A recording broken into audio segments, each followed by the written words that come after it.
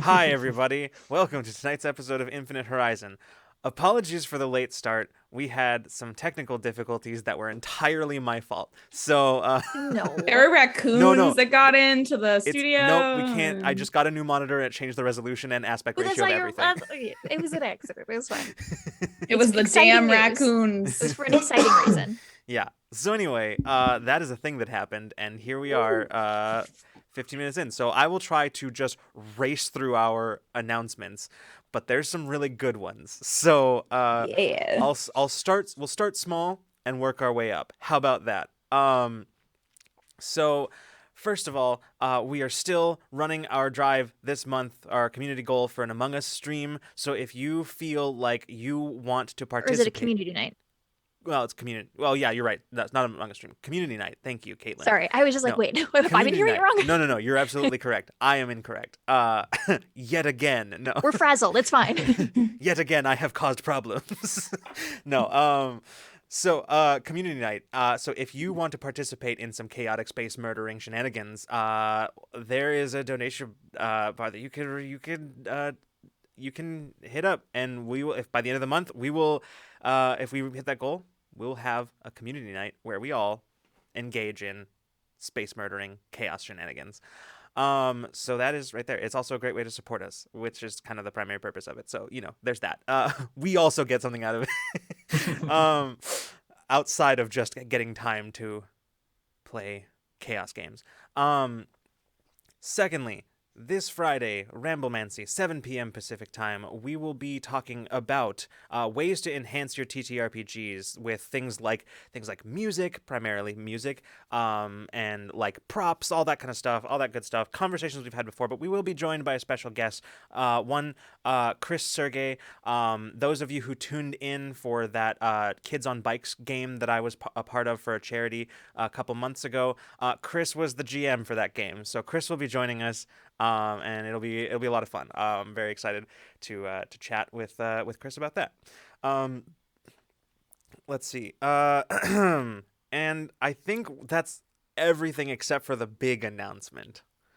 So, way back at the beginning of this season of Infinite Horizon, I mentioned that our schedule was going to be such that this year we'd be taking a break next week, the week of Thanksgiving, from all Rule of Lore programming for the holidays and to give everybody a nice little chance to breathe.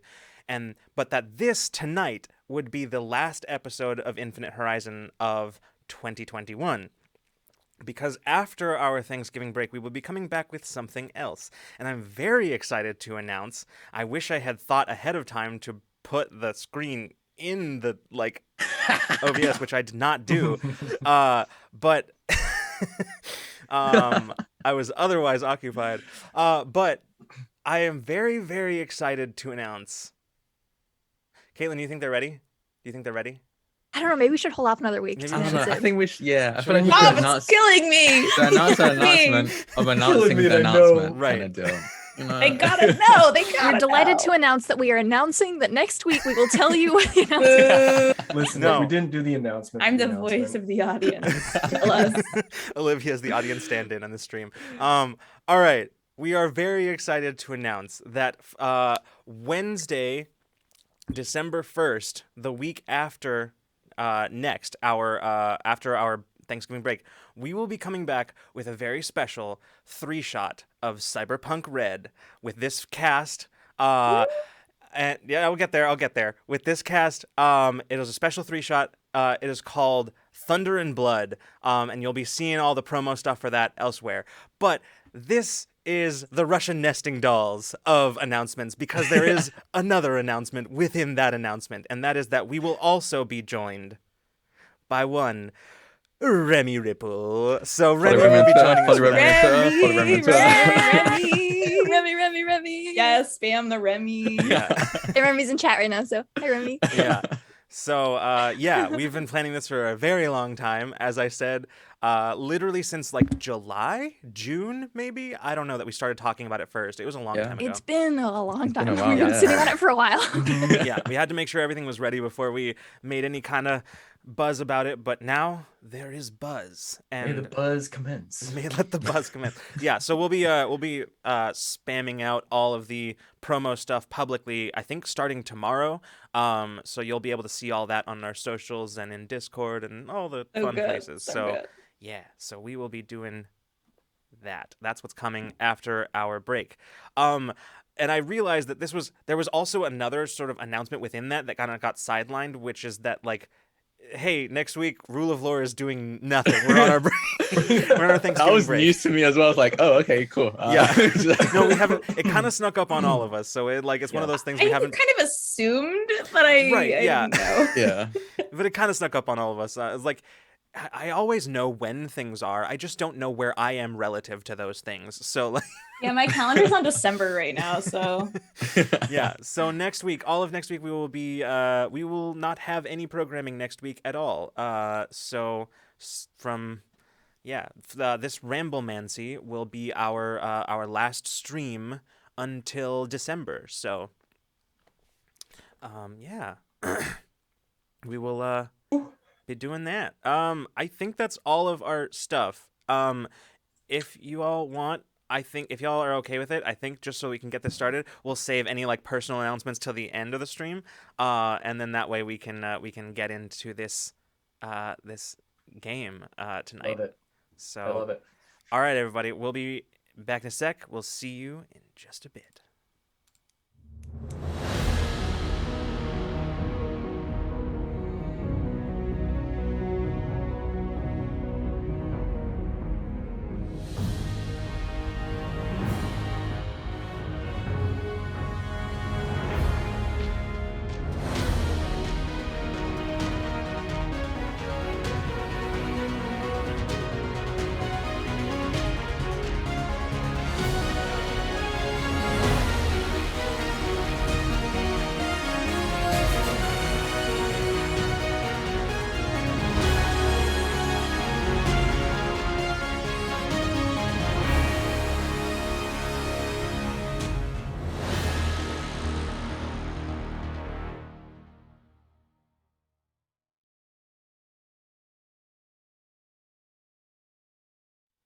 And welcome back, everybody.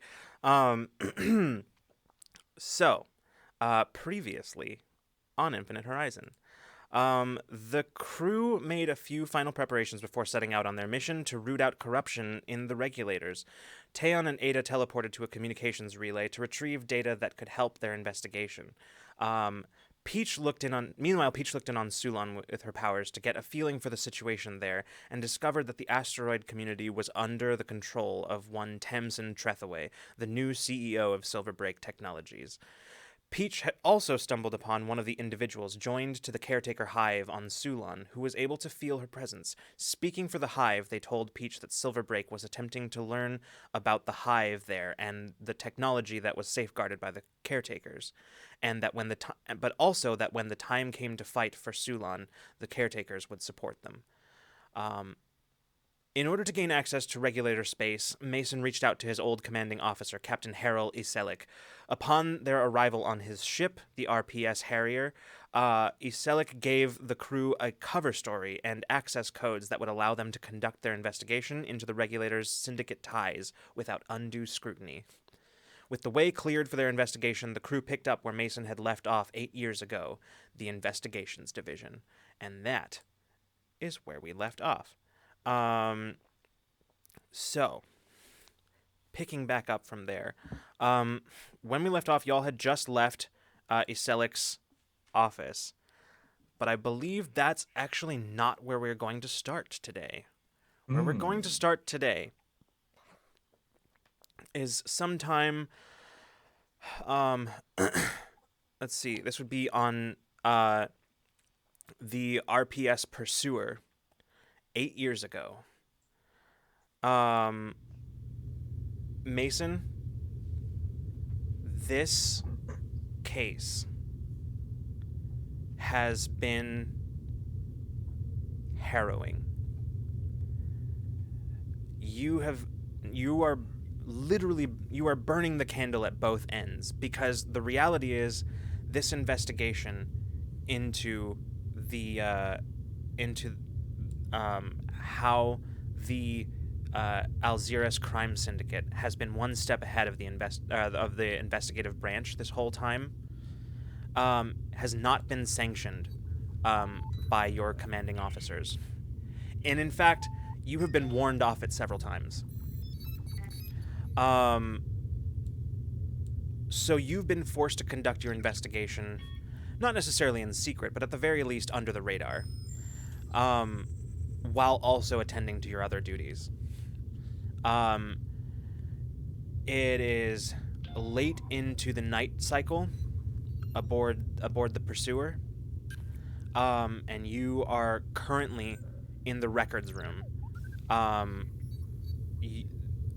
accessing files that you really shouldn't have access to at the moment, using an access that isn't yours. You begin sifting through data and looking through any old case files that had anything to do with investigating suspected Alzirus activity. As you search through, what you are finding, Mason, you've been searching for probably about maybe almost 2 hours now. And one thing that you have just realized, right now you're double checking some of the case files that you've already looked through, because you've noticed something. And that is that all of the case files regarding the Alzirus syndicate are almost identical. The reports are almost identical. The only significant information that has changed, that is different from one to the other, is anything that is specific to the location of the case, or generic details, basically that kind of stuff of like where it was, who the investigating officers were, all that kind of stuff.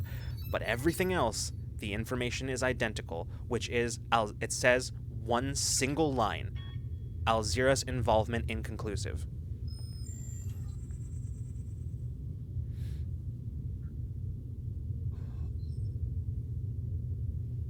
Wow. Oh, Mason just kind of looks around.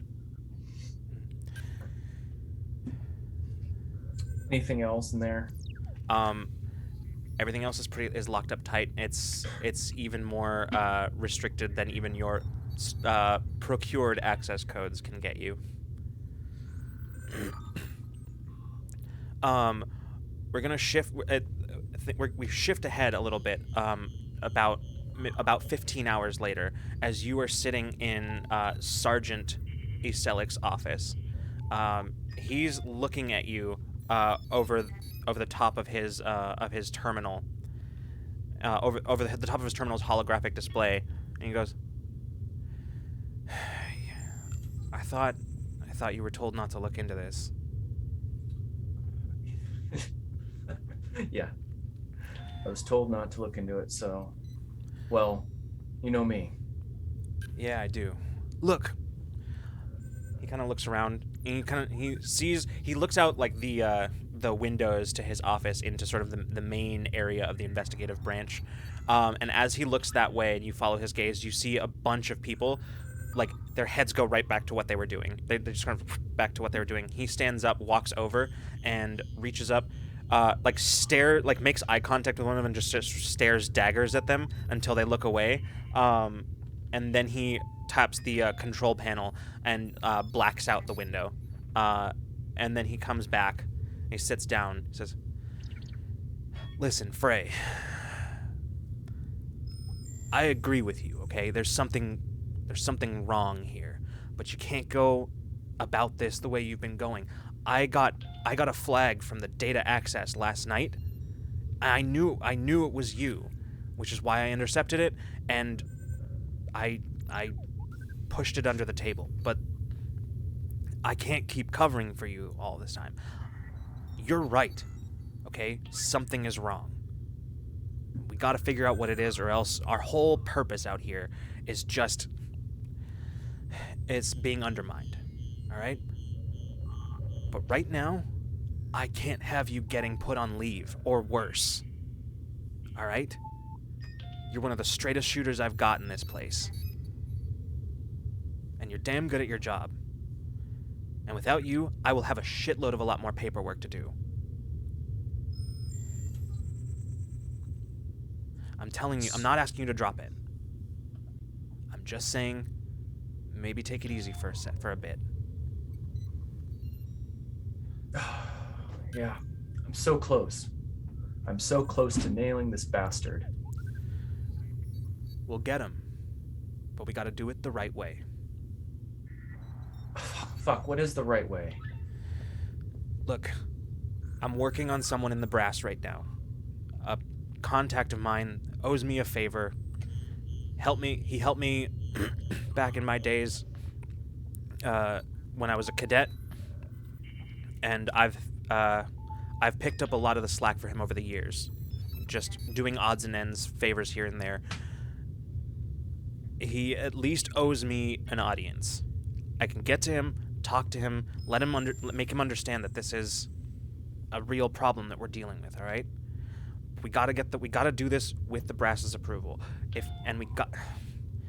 Worse, and I know you don't like it, neither do I, but it's gotta be through internal affairs, because if it's not, the likelihood that this guy walks, whoever this mole is, well, I don't want to think about it. And you trust the Eternal Affairs to do the right thing?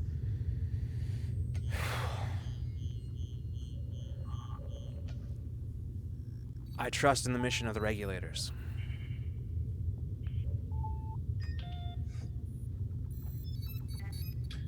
I trust in the thing that brought us all out here.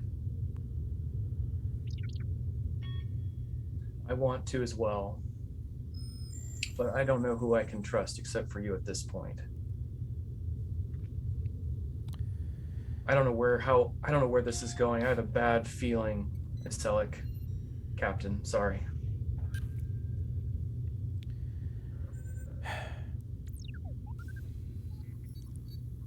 Yeah, I know. But look, the reason I called you in here, you've heard this all from me before. It's not the reason I called you in here. The reason I called you in here is because you've been noticed.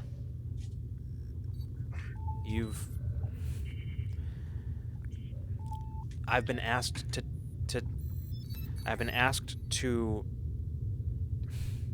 tell you to stop.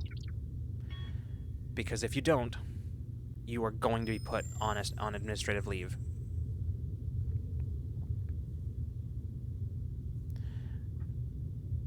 Right. And look, there's a way out of that. I need you to lay low, and he pushes a pad across the table at you, in which you see orders is, and I need you to attend these psych sessions. I know.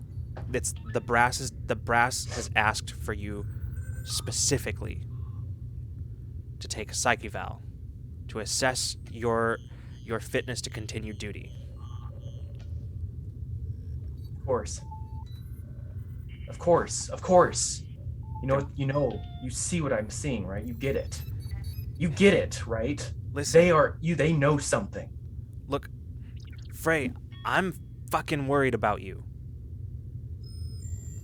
I'm not saying you're wrong. I don't think you're imagining this shit, but you've got to do this. You've got to play the game, or they will kick you out of here and replace you with some mindless yes man. Someone who's not going to ask questions.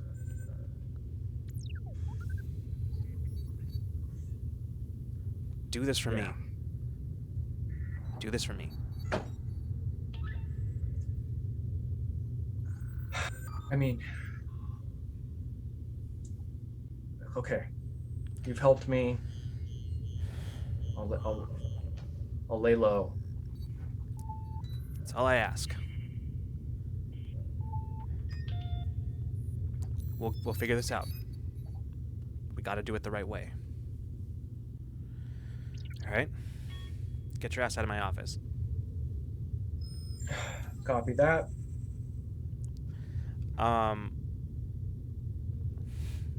We will cut forward even further. Several weeks later, You are in the board chamber for the command branches in this sector. You see before you there is a crescent-shaped table with a variety of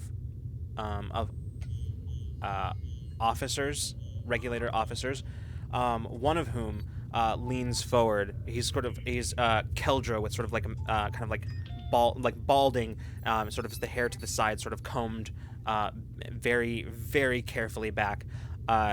He leans forward and is reading off of a data sheet. It says, and so due to the opinions of the psych officer assigned to the RPS pursuer on the subject of Mason Frey, this tribunal has ruled that Mason Frey is unfit to continue duty, and has through the course of numerous breaches of protocol and of regulator procedure and the regulators UMCJ JC,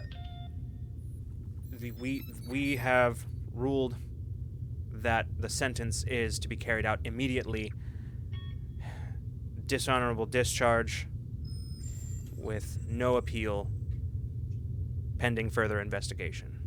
And he just like slams the gavel down on the table. Says, "This tribunal is dismissed." And Mason, as you stand, Iselik turns and looks at you, and he says, "Fuck. Look, if you want, we can fight this. I'll see what I can do, but we can't talk here." He looks around as the bailiffs step forward, and one of them says, he looks very awkward as he's doing this. He looks like this is the last thing he wants to be doing. But he walks up to you. He says, "I'm gonna need your badge and your gun, sir." And he takes them both, and he nods. He says, "Someone will be by your quarters later to collect your, everything else. You have been ordered by the tribunal to turn over any case files of any pending and ongoing cases that you were working on. Those will also be retrieved by internal affairs officers later this evening." Mason just nods, is not saying anything. Yeah. We'll flash forward yet again, this time another 24 hours. As you're walking along you're walking through the hangar bay. You're walking through the hangar bay. You're walking towards the shuttle that will take you away from this life and this job that you've been in for years now. And you hear running footsteps behind you, and as you turn, you see Sergeant Iselik walking up. He says, "Give me a second." He says, "Sir, our orders are to escort him directly to the shuttle." "Yeah? Well, you can take it up with your commanding officers." "Oh wait, that would be me." They look at each other, they nod, and they say, "5 minutes," and they step away. "Sorry, Frey. There's nothing I could do." No, there's nothing either of us could do at that point. This goes too far up. That's my conclusion now. I just don't know where. Yeah. Well, look at the bright side. At least it's not your problem anymore. By now, you've got to know me better than that. In all honesty, Frey, I really wish I didn't. Good luck out there. You too. Do good things. Always. And with that, the he nods to the escort who return. Say, let's move, sir. And they kind of like push you along. I got it. I can go on my own. With that,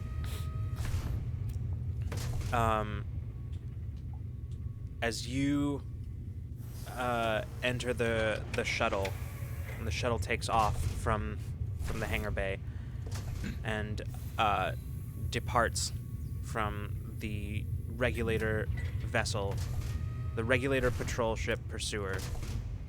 You glance out the portholes of the shuttle, staring at the ship as it gets smaller and smaller as the shuttle begins to pull away. And that nagging feeling, you know you missed something and you know you were close.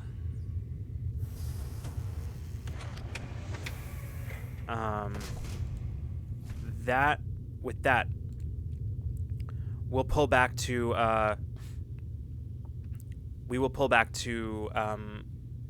the present. So you all are now currently walking through the corridors of the RPS Harrier. Around you, there's the activity of various regulators sort of working on whatever tasks they have at hand, engineering crews with panels open and running diagnostics, or off-duty personnel who are going from one place to another. And as you go, Bina, you can sort of feel that sort of turmoil and unease that is sort of radiating off of Mason as you take every step closer to the investigative branch. Bina will make a point to bump elbows, or I guess shoulder to elbow, maybe. I don't know. She's a little, just like a bump. Hey, Mason bumps you back. Are you ready for this? Are you? Honestly, now that I'm here, I fucking don't know. Yeah. I Well, say yes. you're not alone this time. And I was gonna give you stimulant, but you still have it actually from last week, so. That's not to overdose, right? I mean, Yeah, right. I do have adaptive abilities, but I don't know what it would do. Yeah, I don't really know what that would do either. But yeah, I did write it down last week at the end. I was just about to do it, but I thought to double check, so. Yeah, she just kind of squeezes your elbow.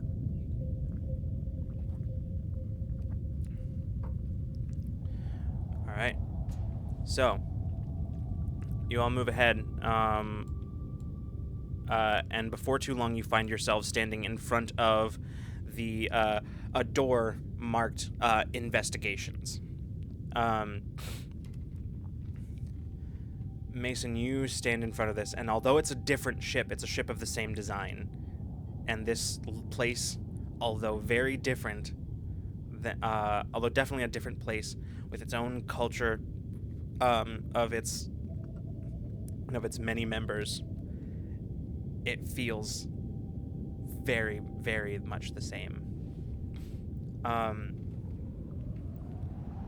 The door to the investigations branch opens as you step close to it, and stepping inside, you see a flurry, basically like not in any sort of frantic sense, but there is a buzz of activity around the place. There are in one quarter of this sort of large open plan kind of place, there is an area set up where you can see the operators are, the dispatchers, where they are basically sitting there like just in communication with teams out in the field, requesting assistance in the form of backup or just additional supplies, specialized equipment, whatever it might be. That is sort of the central nervous system of the investigations branch. As you look throughout the rest, you can see multiple, just sort of, it's all just like a bunch of like desks and cubicles kind of thing. Much like what you would expect to see in sort of a larger police precinct in any one of the like major cities throughout the galaxy. There are officers at many of them who are in the process of working on their own paperwork and stuff like that, or in some cases you can see there are several who are standing around a particular desk, working on a case together, or just sort of joking around before returning to work. In the far corner, you can see where the sergeant's office is, currently unoccupied. There's no one inside, as you can see for right now. The lights inside are off.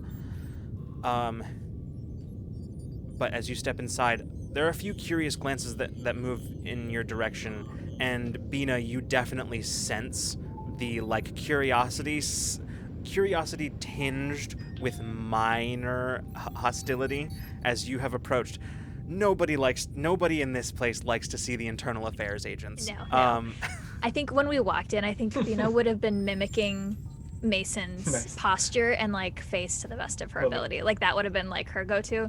Like I think So, if like- anyone makes eye contact, Peach kind of like nods, like gives him like a firm nod back. You Yeah, know? one of the officers looks at you and she just shakes her head and she just goes back to what she's doing, and like leans in like to a coworker and who just says something, and then you see he looks over and goes and shakes his head and goes back to what he's doing.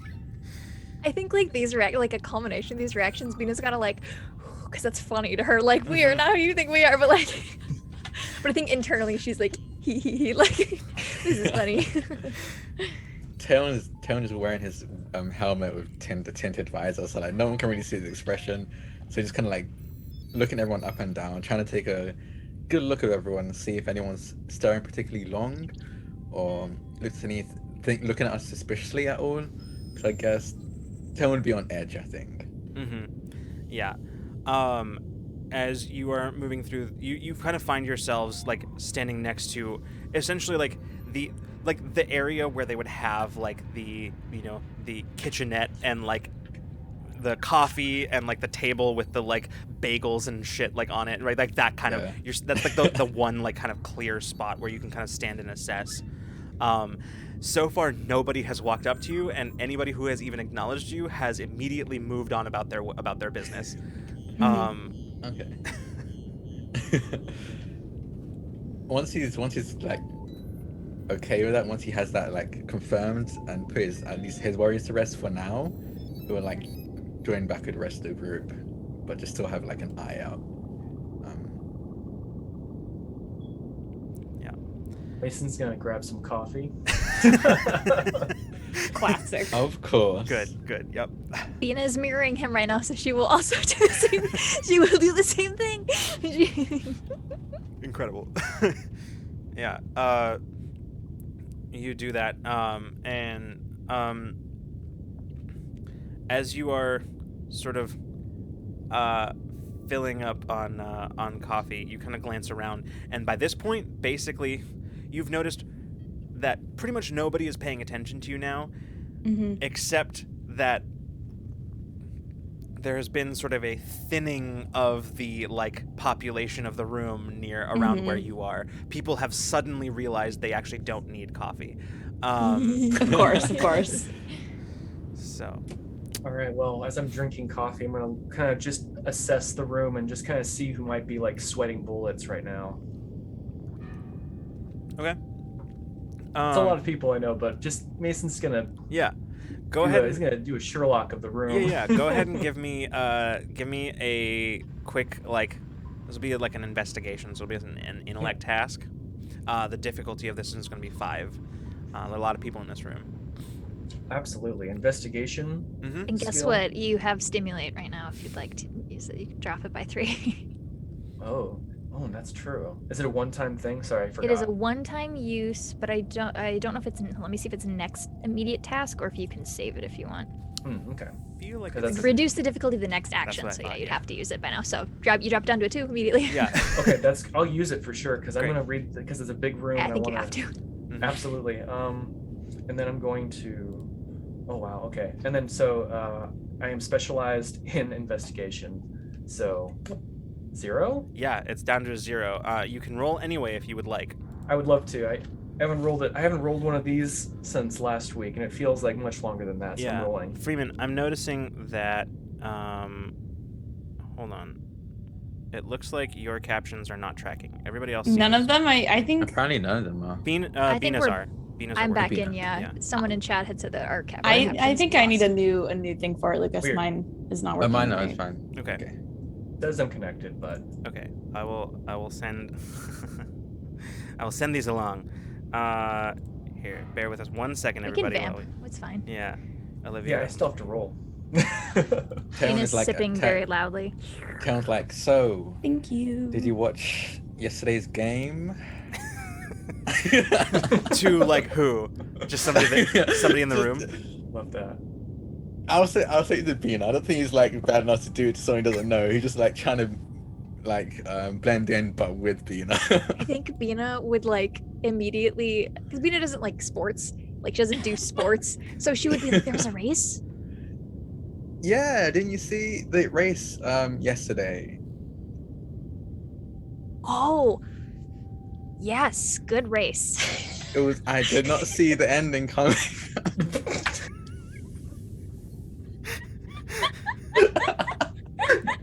Wow, if this job doesn't work out, you guys should be love commentators for the I rolled a 5. Honda but races. It's fine, but Yeah. still.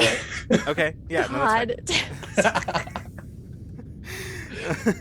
Aeon is not good at this kind of infiltration. Okay. Bina doesn't lie, so So Mason, as you look around the room, This is good. trying to tune out the awkward chatter of your companions, so that you can better focus on the on the mood of the room and on like any kind of tells from any individuals. You don't notice anyone particularly nervous. What you do notice is everyone is a little bit nervous at the arrival of the internal affairs agents. Like they are standoffish, they are in some cases visibly hostile, but both your assessment of the room as well as your experience working in their position, you know that all of it, underneath all of it, there is a significant amount of anxiety at the appearance of internal affairs agents.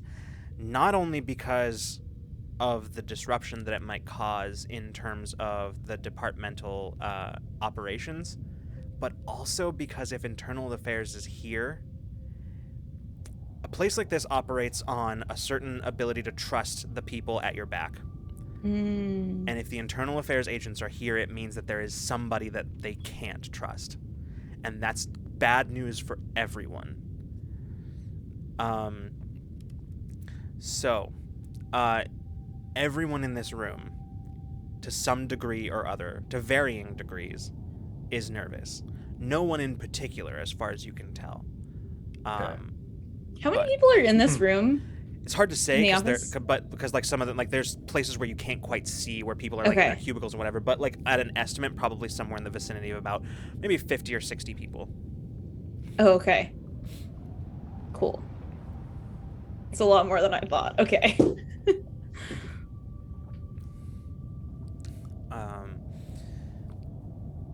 Well, I'll tell you this, and Bina can already tell you, because she felt everything. Everyone's nervous. Rightfully so.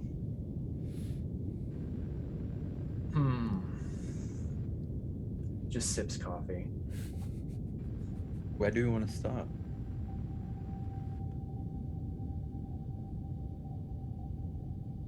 That is a good question. I mean, any of maybe the investigators could be.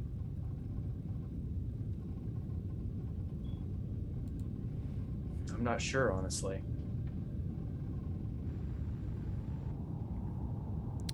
do internal affairs officers normally look at? Do we have access to like computers? Do we need to go talk to people? Yeah, we had access. What do we have access to again from our? So you should theoretically have. You don't have official clearance for stuff, so you can't like get like you can't officially request anything. But so like essentially what you're banking on right now is just the outward appearance of your being internal affairs, essentially. Like that's what you're banking on right now, and like the cooperation therein. And there is a lot of you're going to be facing, you know from your own experience, that you're going to be facing a lot of stonewalling from the investigative branch.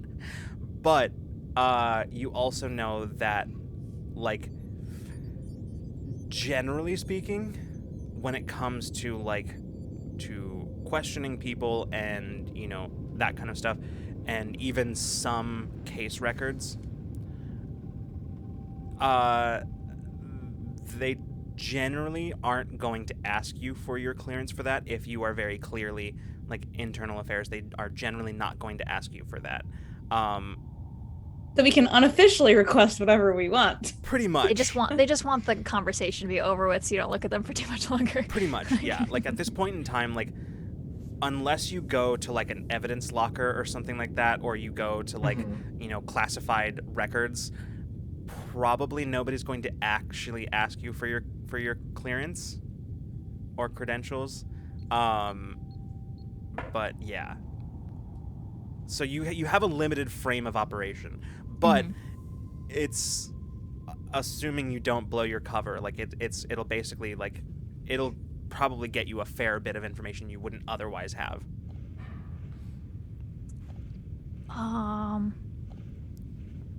Also, sorry, I'm looking again and I'm seeing that like once again Freeman's captions specifically have decided not to work. Really? Yeah. No. It's cursing us. Weird. It is not telling me that is an issue. But that doesn't mean much. Do we know like what security measures are in place here? Like, do they have like heat sensor shit, or is it like going to be like just cameras, or? You mean in the like in the ship itself?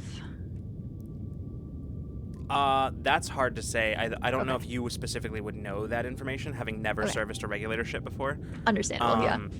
Figured I'd ask. Yeah. Didn't know if that was information we had been given or not. Yeah. Sorry, I'm thinking I could go invisible and just listen to people. And poke around stuff? Yeah. That'd be good. But the only thing is I don't know how high quality their tech is right now. Because if they've got like heat sensor like surveillance on the ship, then I'm useless with that. But if it's just cameras, I can just go fuck around. Does Mason have any idea about that? I'm sure maybe because this sounds like a really cool thing. Are you asking for an insight? About like whether they have like heat? Yes. Yes, he's asking for insight. Okay. Yeah, absolutely. Go ahead. Yeah, go ahead and spend those 3 points of intellect. All right, absolutely. I have intellect to spend, baby.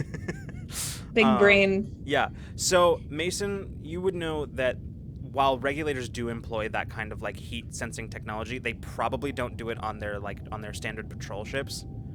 Their standard patrol ships do not come standard with that kind of thing. Only some of the like command ships have that sort of stuff, or even a couple of like whatever, like some of the stations, the regulator space stations, but like probably not the standard patrol ships like this one. Okay. So, I mean, or let me put it this way, because of the specific rules of insights, I have to present this as an absolute fact, which is no, they don't. They don't have it. Fair enough. Awesome. I assumed as much. Yes, that was, yeah. I didn't want there to be any like leeway in there. I want you to understand no, they don't have that. Okay. It's just cameras like at this point. Cool. Yeah. Cameras, well, I should say standard security measures, like nothing that is like highly specialized, Above like heat sensing and that kind of stuff. Yeah. Okay, cool. That could work. Yeah, I mean, if you guys want to talk to people, I can try to listen, maybe see what I can see off of people's holo monitors, and just, I don't know, it might be a different level of Yeah, hear what they're saying. if they have speculation about why we're here. I mean, office gossip. Could be Just listen in. could be useful. Yeah. Okay. Look over their shoulders. Yes. Basically.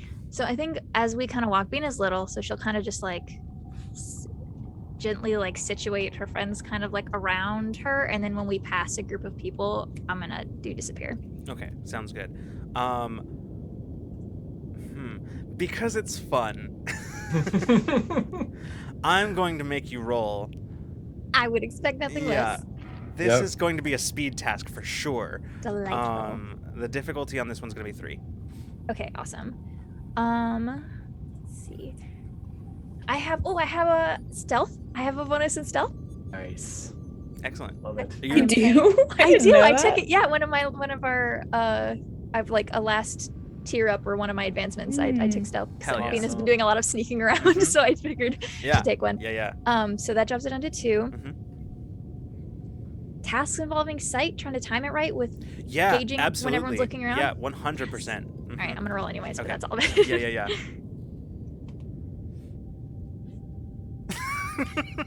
Oh, I'm fucking spending an XP. I'm- That's stupid. That's very funny to me.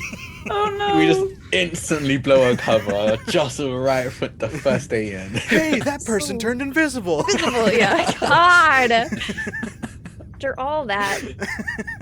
How do you guys- think our investigation is so efficient? You guys, I am not shitting you. I rolled What? another 1. Do you take one of my XP? It's actually going to be 2 now. It's 2, It's yeah. 2 now. I'll take it. Oh. I don't have any of XP. No, I've got it. I have so many XP. I haven't tiered up I in a can't while. remember if we got any last time, so We didn't pass any out because Okay, we didn't yeah. have our full. right. Yeah. No, I can do it. Yeah. Oh man. Oh goodness. I believe in you, Dice. I believe in you. This is Other than that one, ridiculous. let's Are go. you Let's kidding do me? it. I mean, first episode I rolled 3 1s, That's so true. that's a 2. Oh my god. Caitlin, switch your die. Like, close. come on, roll a Oh my different God. die. Oh my god. Okay, well you still succeed. I 'cause they did, went but down to like, 0. hell out of me. That's- at what cost? Your 3 dice are XP, that's your what dice cost. are like they're kind of in a mood today, and they are just being like, They've fine, been I'll in- work, but Yes. only kind of. They've been in a mood since April, so I don't know what the fuck that means for me, but Jesus, we're gonna my find God. another D20, but I'm invisible and Yeah, nobody saw it. The way that Christ. I'm gonna have this happen is like you're walking Please. past a group of people who are just sort of like looking at all of you, like kind of, giving you the side eye, and as you walk past, Bina, you wait for the last one to stop looking, and just slightly too early, you just because you're like anticipating, you just Yeah. and they She like got excited they about like it. do a double take, look back, and then just keep going. Jeez. Goodness. All right, we've got new dice out. It's fine. Yeah. God. All right, Um, you guys do something so I can wallow in that shame for a second. That's incredible. I can't believe that just happened. So I think I'm gonna lean in to Mason and close to Mason and Taeon and say, Mason, you might know some good questions to ask. I can see if they're telling the truth. Yeah. Let's do Looks it. like a good idea. okay, so here's how I'm gonna do this to avoid us having to go through like a series of depositions with like For sure. 60 NPCs. Yeah. Yeah. What I'm gonna do is we're gonna have this be a roll. Okay. And so this is a roll that Mason is gonna be making, but you already have an asset from Peach helping you out. So the difficulty on this task, this is going to be an intellect task, and the difficulty on this one is going to, I'm going to say the difficulty is going to be, I think the difficulty of this is going to be 7, because you are trying to get a lot of information from a lot of people and trying to Yes. like, while also combating their antipathy towards you. So yeah, this is going to be a difficulty 7 task. Peach is like, if I run my hand through my hair, that means that you should push harder on the questions. If it's like she's like coming up with all Stroke these the like left ways cheek. to signal. Yeah. Just got the, like the Scratch the Obi-Wan nose. Anakin like. Tug the Yeah. ear. If I tug my ear, that means they're lying their ass off. Yeah, so you've got an asset from Peach, which already drops down to a 6. Okay, got it. All right. Okay. And like okay, you okay. can, if also Taeyeon, if you want to help with this, you can also help. So Yeah, I'm trying to think of a Yeah, way yeah. that I could. You could just be menacing because they can't see your face. You could I'm like like threatening like 5 move foot stuff off either. people's desks, Yeah. like just pick up notebooks and like Yeah, sure. I'll just be like that guy, like while Mason's Love that. interviewing them and asking questions, I'll be like just casually looking at papers on their desk, like, okay. And just setting it down, like as if I found something very interesting, even though it really isn't, as if it's I love the idea that you're also like taking notes on your terminal. Yeah. You're like just taking notes, like almost like you're looking at like regulation stuff. You're like, Yep. are you following regulations? Like, Yeah. I don't know. This Yes. I like yeah. do a it's like a double, like, blank paper. Yeah. I pick up a folder, look through it, put it down, and then do like a double take, and then pull out my risk computer and start typing something in as if I just noticed something, just to You put them on edge. You space Google the like regulators code of conduct or whatever and like pretend to like Just every once in a while punctuating it with just like and then Yeah. Yeah. Yeah. Oh my gosh. yeah. So that's okay. Cool. I'll allow it. I'll say that drops it. So you're now down to a 5 because you got Okay. an asset from your companions here. I love the idea they're going up to people and being like, so why do you think we're here? You know, like just like being like total cops about it. You know? Yeah. Yeah. It's like, hey, I'm just asking Entrapment. questions. It's like, Yep. it's like, are you suggesting that anyone in this department would be like, hey, I'm just asking questions? Like, You said it, not me. yeah. All right. Like, So, so I'm your trained- buddy's already told us, but Yeah, Mason's just gonna be flipping through a notebook as well. His handy little pad, investigator pad. I don't have it on me right now. So I'm trained in tasks involving discerning the truth and piercing disguise and recognizing falsehoods. That you are. Yes, exactly. Hell So yeah. that comes down. You're trained, right? Yes, Okay, trained. cool. So yeah, down to you're at a 4 now, I think. Yes. Yeah. Okay. Does investigation work here? Yes, absolutely. So you're down I'm to a 3. specialized. Oh in no, that, you're down to a 2. too. Even better. And This is what Mason does, everybody. This is I Mason's love whole him thing. Love in to his see it. elements. identify and perception are my other skills. I don't know if this works here. Perception, maybe? I don't know. I don't know, because perception and trained in tasks involving discerning truth and piercing disguise are almost the same thing. A little bit. In this context, I could see an argument for using perception. You're perceiving pretty hard. I mean, you're looking at everybody's expressions. Okay, but that's a little bit more Oh, on yeah. the investigation That's side. true. That's under the so because right now the investigation skill is doing a lot of heavy lifting in terms of what it covers. I think I'm gonna say no right now for Okay. perception. For sure. This is a particular type of tasks that you're doing where that's not going to necessarily help you. Okay. Or rather, the ways that For it would sure, help you for is sure. already covered by investigation. So, Absolutely. Right. Let's see. What other cool tricks do I have? Those are the coolest ones. Those are the coolest tricks, y'all. you're at a difficulty 2 right now. So you I could think spend effort, or you could, I'm gonna spend some effort. Okay, I'll spend 2 effort. Hey. great. All right. What's up? Okay, you can roll anyway if you would like. Absolutely. I Good, just have yes. to do that. And where are you, D20? I'm sure I've rolled all the ones for us tonight. It's fine. Or have you? Oh, dun, dun, dun. Could be the beginning of the end. 17. Ooh, nice. All right, cool. Yeah, so you,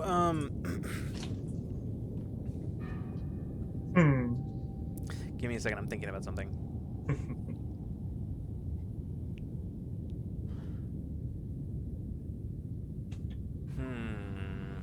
No, I'm not gonna do that. Okay, so yeah, so you spend a fair amount of time, and we'll get to Bina in a sec, but you spend a significant amount of time just sort of going up to people and, like Olivia said, like, so why do you think we're here? Like, what do you know, what, like that kind of thing, doing the very, like, playing mind games, trying to, like, get anybody to say anything that might in some way indicate guilt. Just doing that whole thing, that whole routine. every once in a while just trying to surprise, like doing the, hey, so your buddy told us, right? Or dropping a like, so I hear you're going through a rough divorce. That's gotta be bad, right? You know, that's gotta be hard. You know, like I bet that's put you on edge. You know, I bet that's put you on edge. You know, like that kind of thing. It's like, do you really believe that? Like, just just totally throwing them off. Yeah, absolutely. There's just this crew completely just playing mind games with the whole I know a good PI who could help you with that. By the end of it,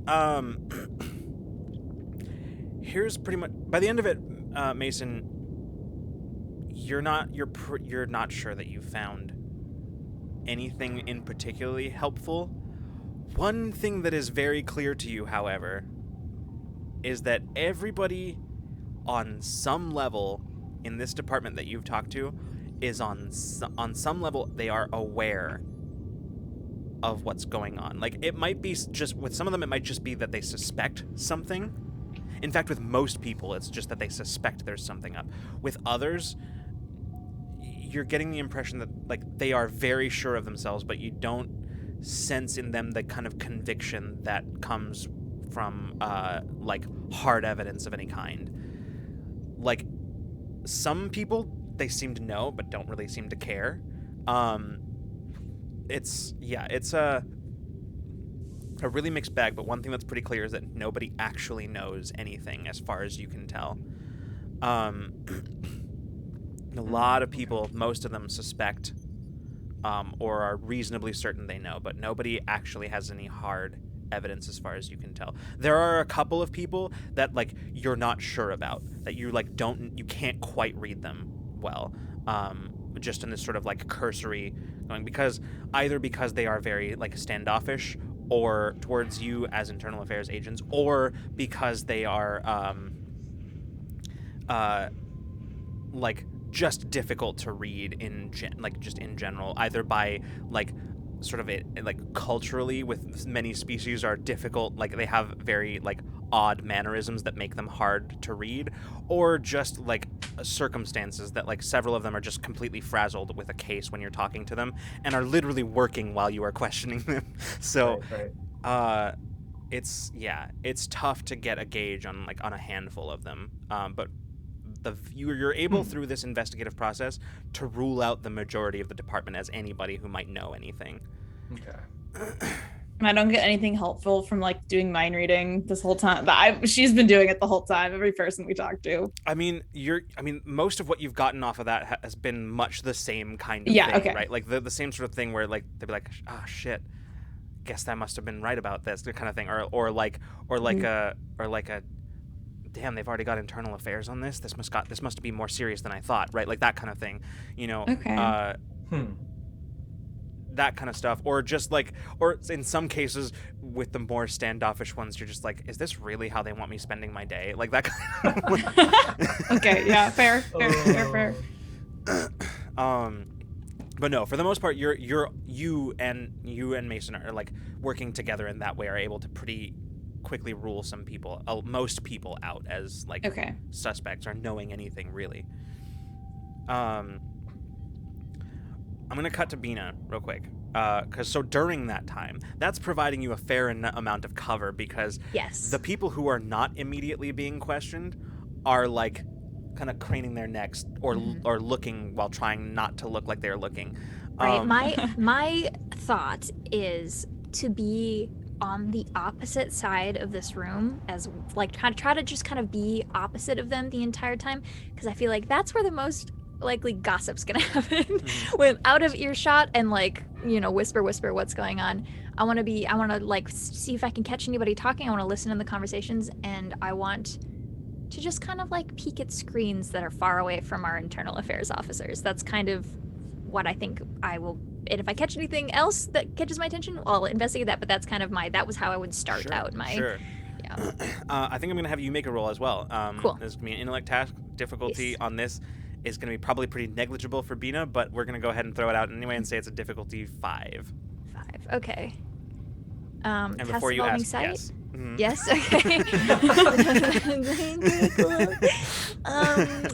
okay. Sensing emotions and dispositions. Yeah. You know what? Yeah. Okay, that's all of it then. Okay. Cool. Like I said, I will be rolling. I need to redeem myself. I'm gonna fucking roll. Nat Please, one, new die. Nat one, Nat I one. mean, honestly, at this point, the 9. Okay, It's fine. cool. We got it. All right. Yeah. Ooh, new dice, new dice. Yes, thank you. So I am gonna offer you a GM intrusion though. I'll take it. Great. Who's so you go ahead and take an XP and one to somebody else. Wait, Dark, did you say you didn't have any? Oh Yeah, yeah, who no, I doesn't- don't have any. You don't have. Oh, yeah, I'm gonna give one to Tan then. Okay, cool. Thank you. So yeah, you move about the room, sort of surface level, kind of like like scanning with your empathic abilities, trying to see if anybody is like anybody's nerves are more than like what the average level of the room is, and just trying to detect anything that might give you any kind of insight into guilt here. You don't, as you're going around the room, you're not detecting much of that. Like, I mean, there's pockets of guilt, but they don't seem like they are directly related to that. It's sort of more of like a oh shit, like I suspected but like didn't do anything kind of that kind of you know. Troublingly few of those, unfortunately, but she'll make note and keep moving. Yeah. You kind of periodically scanning terminal screens and just seeing if mostly case files of things, paperwork that they're working on right now, or like investigations that they are doing, searches related to investigations. You can see like criminal profiles and stuff like that, and records pulled up. As you are sort of going around the room, however, you do catch,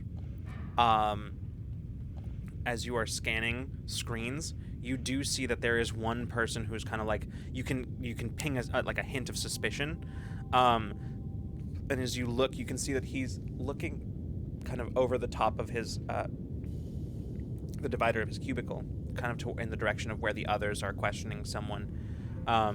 And as he's doing that, he kind of looks back down, and you see just the tail end of.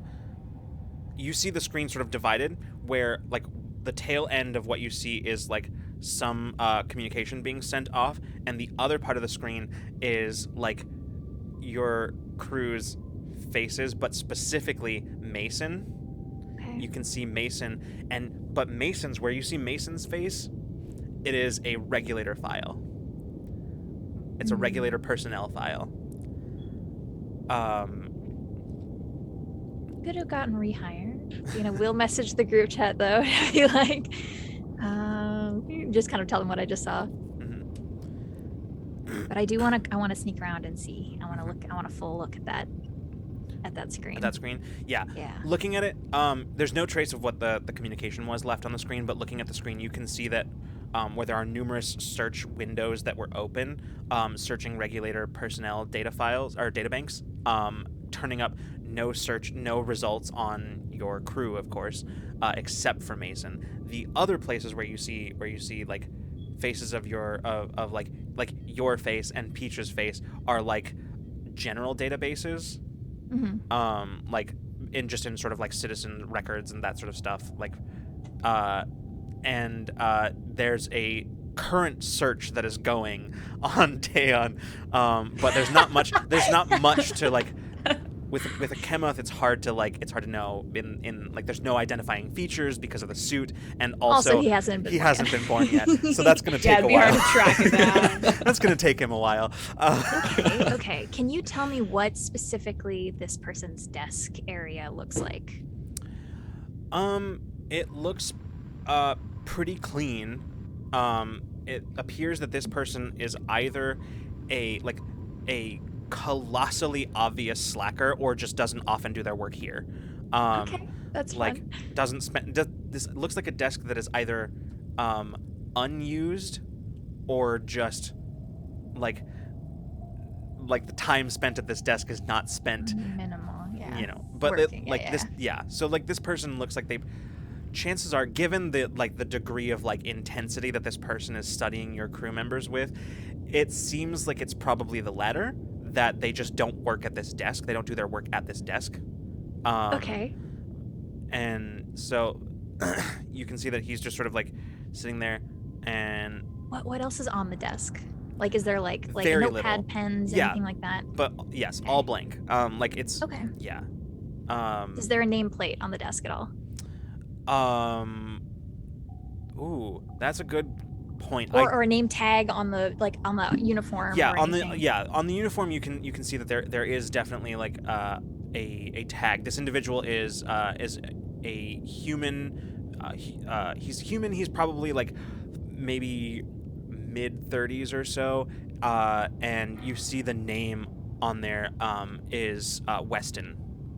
Okay. This is so stupid. I want to get if I can get out of his direct line of sight, because he's very focused right now on the screen and on the people. If there's like to his right or whatever, I want to write on on a notepad or something. I just want to write. Hello, Weston, and with a smiley face, and I want to try to slowly slide it into his peripheral. I just want to distract him. I just want to see Yeah, if I can get him. As you're doing that, he's kind of craning his neck again, and he's sort of still kind of glancing between the search that's still going for Taeyeon. And he's sort of craning his neck, looking down, and then he double takes and looks down.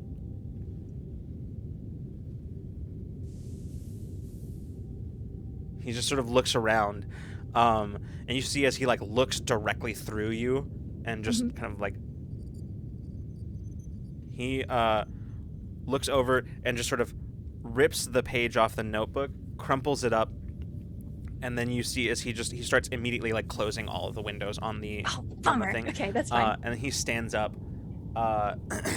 He looks down at the crumpled paper in his hand, and just walks off. He walks off. Oh, okay. How do these computers interface? Is it just is it a touch screen, or is there a mouse equivalent kind of a thing? Generally, it's basically it's a holographic the hollow display. screen. Yeah. It's literally there's two sort of standing projectors that project the hollow screen here that you can sort of interact in that way. But there is also sort of a virtual keyboard as well that you can use. That is also holographic that you can I want to pull up that communications browser. Yeah. That one's gonna be tougher because this is gonna require a roll. It's an intellect task. The difficulty of this one is gonna be 4, I think. I don't know if I have anything, but we can try. Sight. That's the only thing I can think of. Not here. Mechanic. This is not really a mechanical thing. Yeah, I didn't think of jury rigging. Also, probably not. Nope. Okay, not so unless here's what you're we're gonna messing do. with the computer somehow. No. Okay, so here's what we're gonna do. I'm gonna use improvise, which I spend whatever it gives me an asset, which means exploit advantage comes in, which means I get another asset. Yeah. And that's you said 4. It Yeah, was so 4. down Was to it? 2. So it's down to a 2. I'm gonna spend for 1. Hold on, that was 3. Spend on the. To spend 6. Edge 5 down to 8 down to 1. Okay. Oh, math. God. Okay, and then I'm gonna roll on that. Cool. 3 or better. 7. Okay. Thought it was a 1. It scared me for a second. I It was half a 7. expected you to say it's a 1. Okay. Yeah. All I'm gonna right. try to get in there. Cool. So, it takes you a second with an unfamiliar interface. The nice thing here, the lucky thing, is that whatever he was doing, he didn't log out of the system entirely. So you're able to just sort of pick it up. It's just a matter of finding it in this unfamiliar operating system. But you finally find a record of communication. And it appears to have been sent to. Actually, I have the. It was sent to one Colonel Kazik, who when you look at the that's all the information that you can find from the communication. itself. You can look for more information if you want, but that's what you see on the communication. And basically what it is it's sending a report that there are essentially non-regulators posing as Oh no! yeah, like that, like, yes, essentially. Is there an unsend feature on Gmail? There's a thing in the future. Is there an unsend button? In general there probably is. In this particular probably not. Okay. because it specifically is like an alert of some kind, Yeah. then so probably not. Okay. It's not sent as just like an email or anything like that. This is sent as like an alert. like, yeah. I am gonna message Ada. Can I contact Ada from here? Yeah. I want to just like very briefly. I'm not even gonna explain the whole situation. An alert was sent out. Do I have any options? Okay. And then I'll send like the system, if there's like a system like name, like what the OS is or something that I can give to them. Like, do I have options? Yeah. Sent approximately 2.5 minutes ago, like that kind of a thing. Right. And just see if there's anything, if they can walk me through anything from far away. I don't know, but that's, yeah. Yeah. So Ada gets back to you almost immediately and says, maybe give me 1 second. And then like about a minute later comes back saying, ordinarily, yes. Unfortunately, the report has already been received. Okay.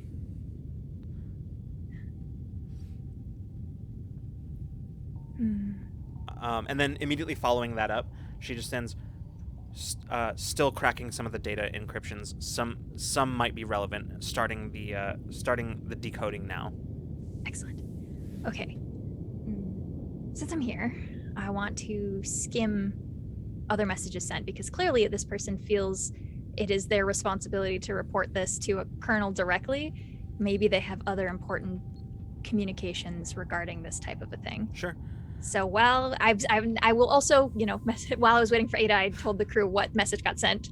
I will tell all of you that with my little terminal, and then while I'm here, I'm gonna dig through his messages. Yeah, sounds good. So surely That's breaking probably one of the reasons law. why. Probably one of the reasons why Tane was like, and then continued because he got the message. Goes, Yes, good. Yeah. So, Bina, just sort of flipping through some of these other sent things. Some of them are just like reports being sent, like just like paperwork being filed, whatever, that kind of stuff. But you're noticing actually a fair number of reports, like of alerts that were sent out from this particular terminal. Most of them seem to be like either conduct violations or like regulations breaches. Okay. Little things like that. Like, you're getting the picture of this person. This is like the Dwight Schrute of this office. Understandable. This is like the tattletale. Okay. Yeah, there's a lot of like alerts. This is like, and even like opening a couple of the reports, knowing literally nothing about policies, like about their policies and about their like regulations for how they file paperwork, you can tell everything has been done exactly by the book. Everything. Okay. It's just, yeah. How has he ever sent reports like has he ever sent any back-to-back reports? I see what you're asking. There's one instance of him doing that, but it's him sending a report about the same incident about two different people involved in that incident. Okay. You're starting to get an understanding as to why this person does not work at his desk. He's probably not the most popular guy in the office. So, Okay.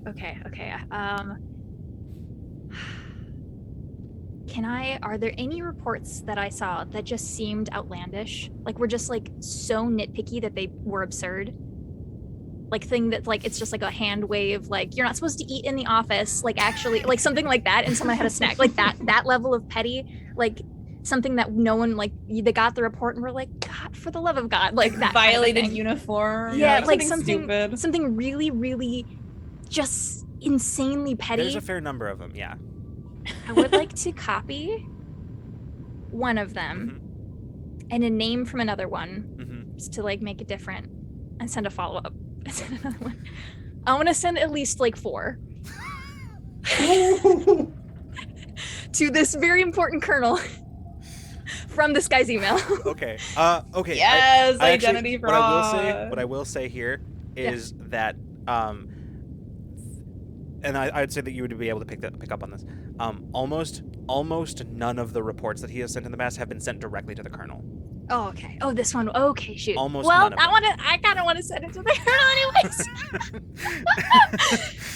Okay. I'm sorry, guy, but like you're blowing our scene.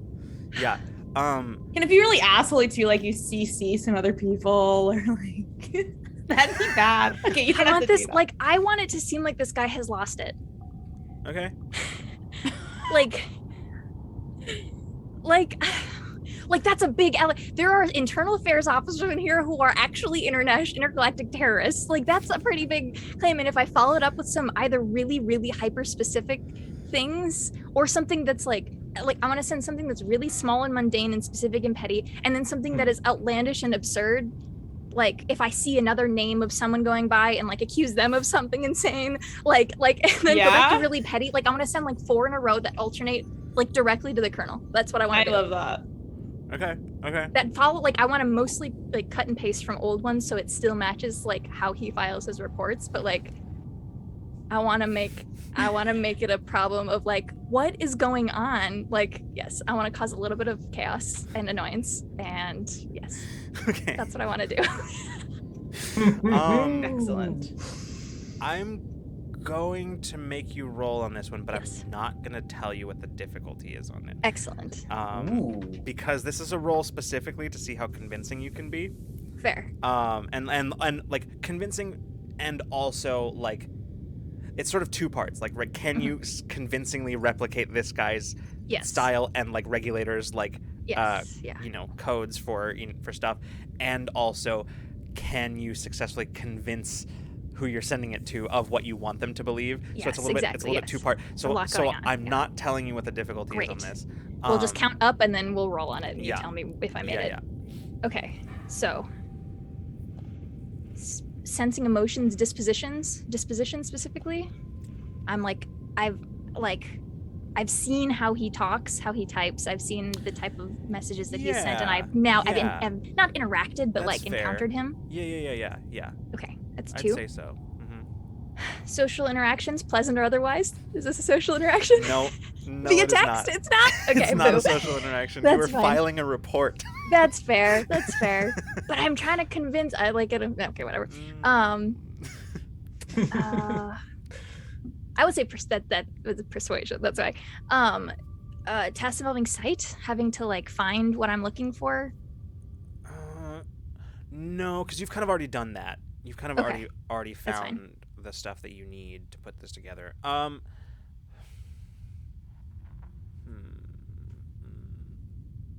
Yeah, sorry, continue. That's fine. If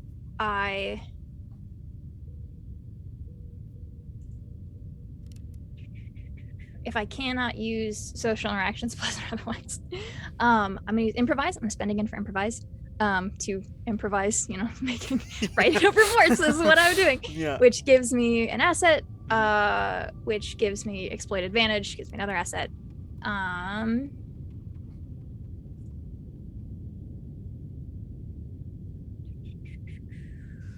This is so cool. I love this. So absurd.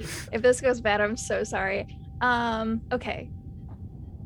That was 4, right? I got that to 4. And then I'm gonna spend. I have 2 free levels of effort. My edge is 5. I really want this to work. I need to get this off her back. And then I'm gonna spend 2 more. I'm gonna juice this to 8. Okay. Go ahead and give me a roll.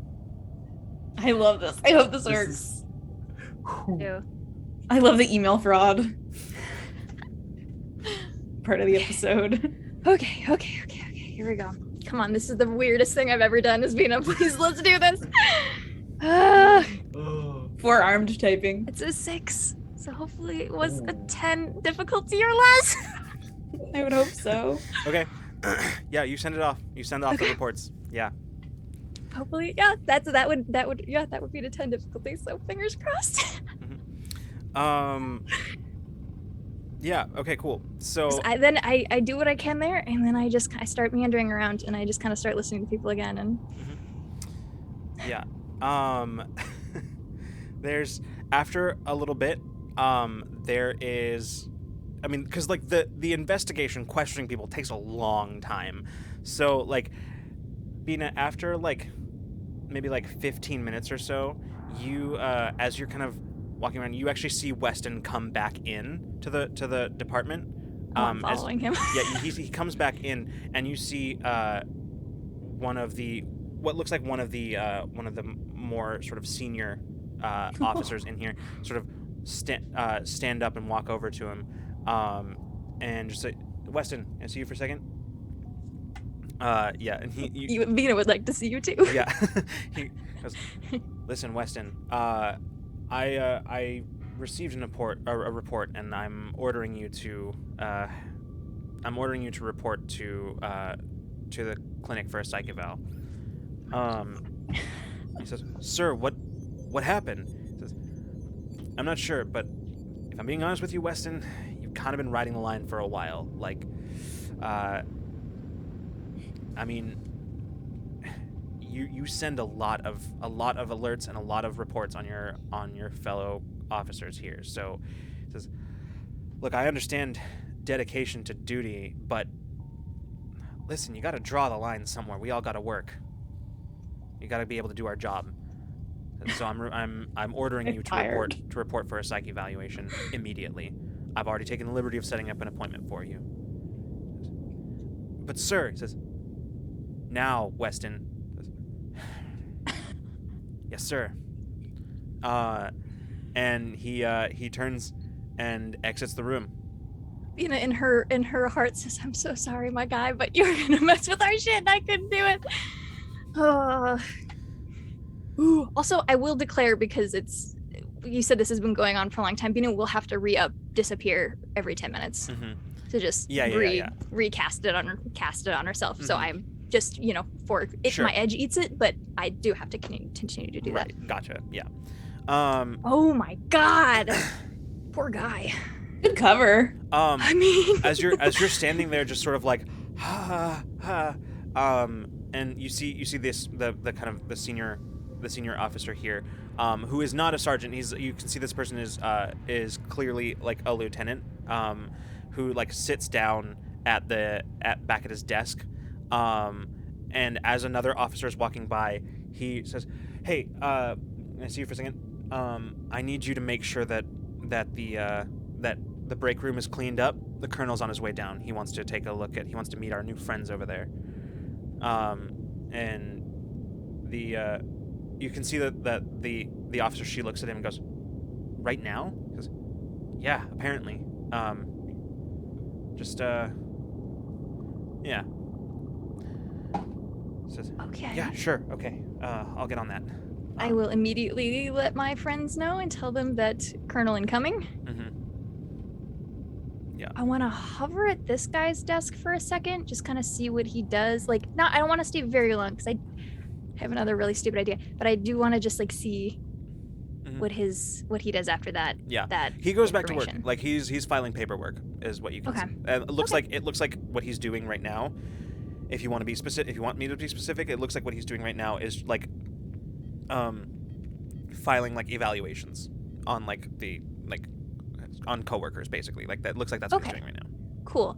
I would like, for the next few minutes that I have before the Colonel shows up, I want to follow this poor person to the break room. And it's part of this whole room, right? Like, is it like a separate closed off room, or is it like... No, it's kind of where you all were sort of standing over by, like, it is not a separate room. It's just kind of like, it's like got dividers, but it's not like a completely separate room. Cool. Okay, awesome. When her back is turned, I would like to spill a coffee and some sugar, and then I want to go around the room and search just like any empty desks. I'm just gonna start opening drawers. So mean. I'm going to...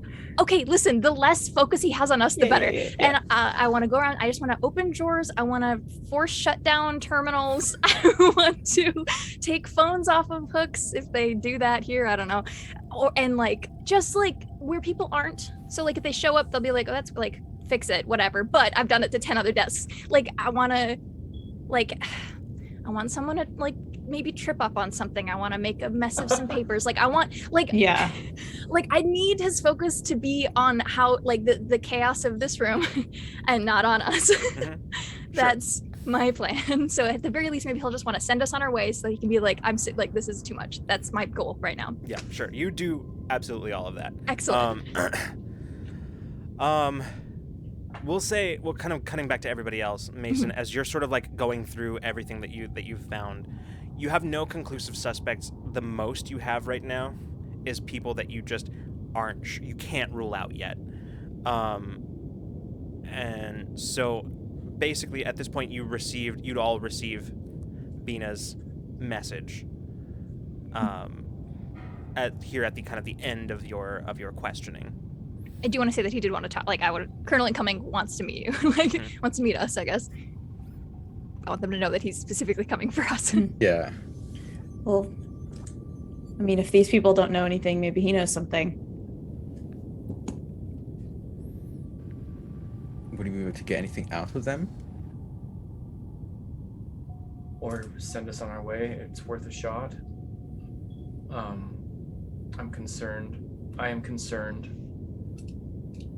Why does the Colonel want to talk to us? Did we get that information? Yeah. Okay.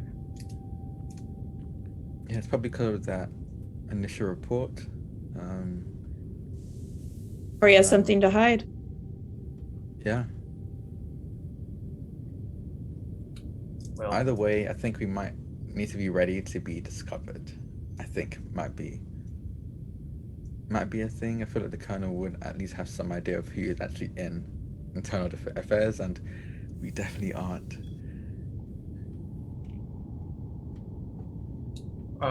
If I'm not mistaken, above table, aren't we? Wasn't the report that was sent off basically saying they are masquerading, or that he thought they were masquerading? Yeah. No, that would be definitive because he looked up your personnel files, and the only one that came up in the regulator database was Mason, which would have a record of him being dishonorably discharged 8 years ago. We're already discovered. We're already discovered at this point. So. Don't you want to try to get something out of him? Could try, but it feels like we might just get in a lot of trouble. You get a ping from Bina that just says, should I stay invisible? Question mark. Yes. Because they know all four of us, there were 4 of us before, but she's like, is this going to make it better or worse for us if I stay invisible? Yes, for now. Yeah, Tam would also say yes, stay invisible for now. Cool. Sounds good. You call Mason. Like, I know. Part of me thinks we need to bail, but a part of me is also feels like we're this close. I mean, if we can try get anything out of him, if we can, but if you do need to bail, I can jump us out. Yeah, and to our ship. If the conversation goes really south and we don't want him to remember it, I could probably do something about that. Fuck it. Let's do it. All right. A few minutes go by. I feel like this is just a situation in which like they have this conversation and then when they like tune back into the surroundings, everything's just like a little bit more chaotic than it was before. So they're like, what is going on? What happened? Like, just be like, got this goddamn desk drawer. Like, oh my god, if Bina had her like tools out and was like actually like breaking shit. That'd be evil. Yeah. A few minutes go by and before Terrorizing. long, you hear a renewed sort of stirring at the end of the room where you see a very tall and broad-shouldered Skoru in regulator uniform, wearing like a colonel's uniform, which has like the command pips of a colonel, as well as like the rank sort of indicated on the uniform. Walks into the room, or rather, almost sort of strides into the room. Makes like like locks eyes on all of you and makes direct, like full beeline towards you. I want to be in the area, but I've been instructed Yeah. to stay invisible, so I will stay. But I want to be nearby just Yeah. in case. As he walks up to all of you, he stops, and you can see his like the eyes of a bird of prey, just sort of like looking over all of you. His sort of like golden brown sort of plumage that is sort of shuffling slightly as he looks from one of you to the other, and he says, "Well, we have some conversations to have. Follow me." And he turns on a heel and just immediately, with not even checking to see if you're following, just walks out of the room. And as he walks past the lieutenant's desk, he says, "Lieutenant, clean this place up. It's a mess." And then just, yeah. I think Tan, being is next to you, and I think you get like a tug on like your arm, and she just whispers, "Should I come or stay?" Come, just in case. Okay, I'll follow then. Okay, sounds good. As we're walking out, I want to make everyone in here sweat. I want to be like, yeah, we're ready to make our report. You know, just like just sweat. Just to make everyone in here. This room of employees just being terrorized. God. It's okay, they're cops. All right, so yeah, so as you Some of them are probably pencil pushers. I know. you walk out of the room following the colonel, and I think that's where we're gonna take our break. So we're gonna take our break right here. The crew of Awakener says ACAB. So Yeah. Yeah. all right, everybody, we will be back in just a few minutes. So yeah, don't go anywhere. Walk around, stretch, move your body, get some water, whatever. Do whatever you gotta do. We will be back very soon. See you in just a few minutes. Welcome back, everybody. We are back from break. Before we get back into tonight's game, I did the thing that I said I should have done, which is I took that wonderful poster and I just sort of threw it up on the on here so y'all can see it now. I'm going to transition over to that in a second. So for Thunder and Blood, our Cyberpunk Red 3-shot that will be happening the first 3 weeks of December, basically between our Thanksgiving break and our winter break. We will be running, for those 3 weeks, a Cyberpunk Red 3-shot with this cast plus one Remy Ripple. And we will be doing that. I'm going to throw you the poster right here. And the best part about this is that So excited. y'all on stream right now are about to get a treat that nobody else is going to get for a while, and that is that I'm also going to show you this. The character art here, the same poster but with the character art. That's right. There are character portraits. So that's in there right now. So yeah, you'll be able to join us for this very exciting thing. Yeah. Look at these punks. Look at Oh this. my god, I can't stop looking at it. I looked at it so much and I can't stop. Yeah. I'm so excited. So that's I didn't know we were sharing the art so soon. I'm very I know excited. it's a stream exclusive because we're not It sharing the is. art for quite some time yet publicly. So if you were here, great. If not, well, Ooh. I mean, technically, like you can see it whenever you want, when on YouTube and like in the VODs and whatever. But like, you gotta You have to watch. click you have to through. click You gotta through, work and for you gotta it. work for it, you know. And It's an Easter egg. yeah, exactly. Fuck yeah, stream exclusive. Yes, exactly, Remy. So yeah, you'll get a chance to meet these cyberpunks in a couple weeks. All right. Some, I'm sure, are perfectly nice people. You'll have to find out. You'll have to watch and find out. All right, everybody. Let's get back into tonight's game. When we left off, one Colonel Kazik, and actually I think Mason would know this, would be aware of this. The essentially where Captain Iselik is sort of the CO of this particular vessel. Kazik is the one who basically he's the one in charge of this sector under the Regulators patrol. So like he is essentially the authority when it comes to the sector.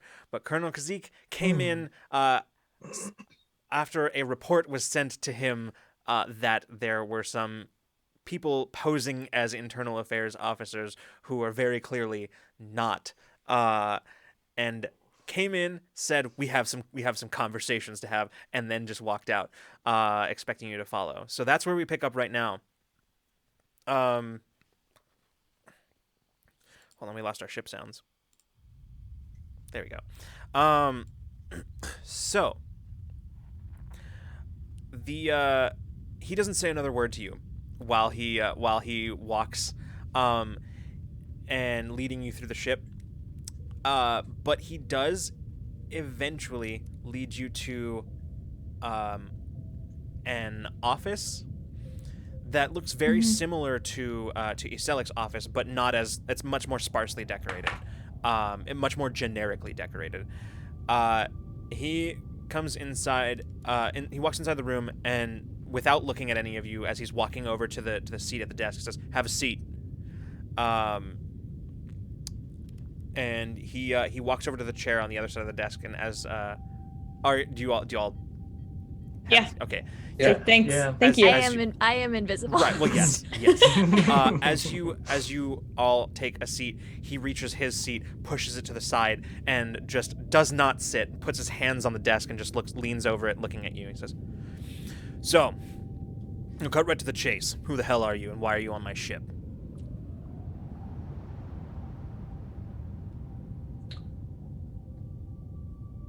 You don't know. I'm more interested in who you're going to tell me you are.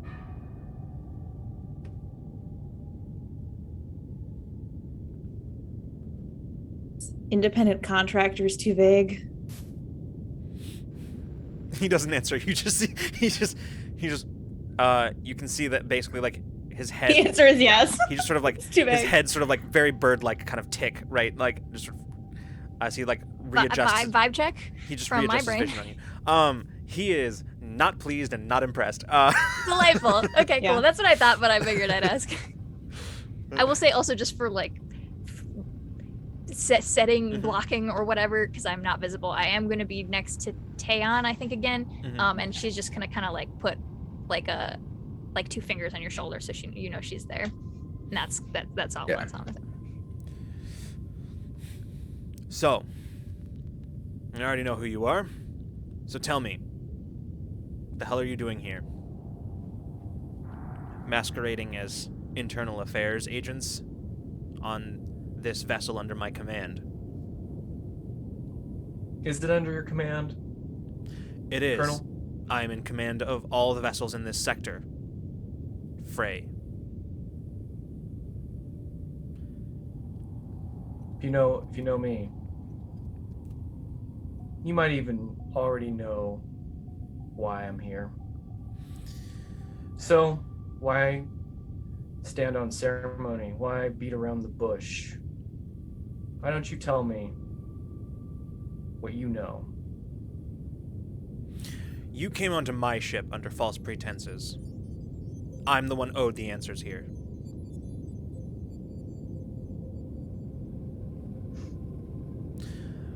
This is one way that we can do this. This is the way that I've chosen to go about this. The other way is I can just send you packing off my ship, or arrest you under under numerous code violations and laws that you've broken,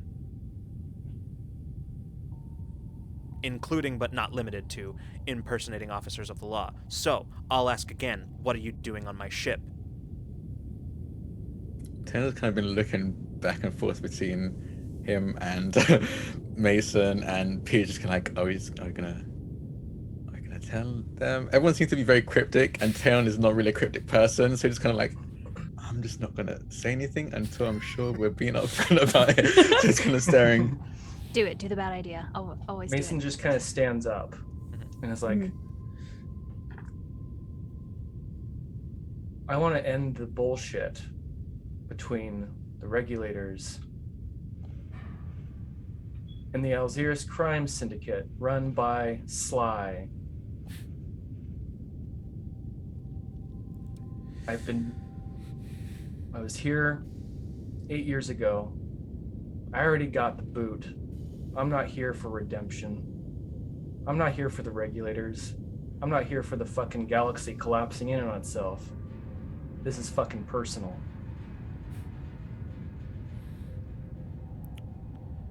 Well, at least you're honest.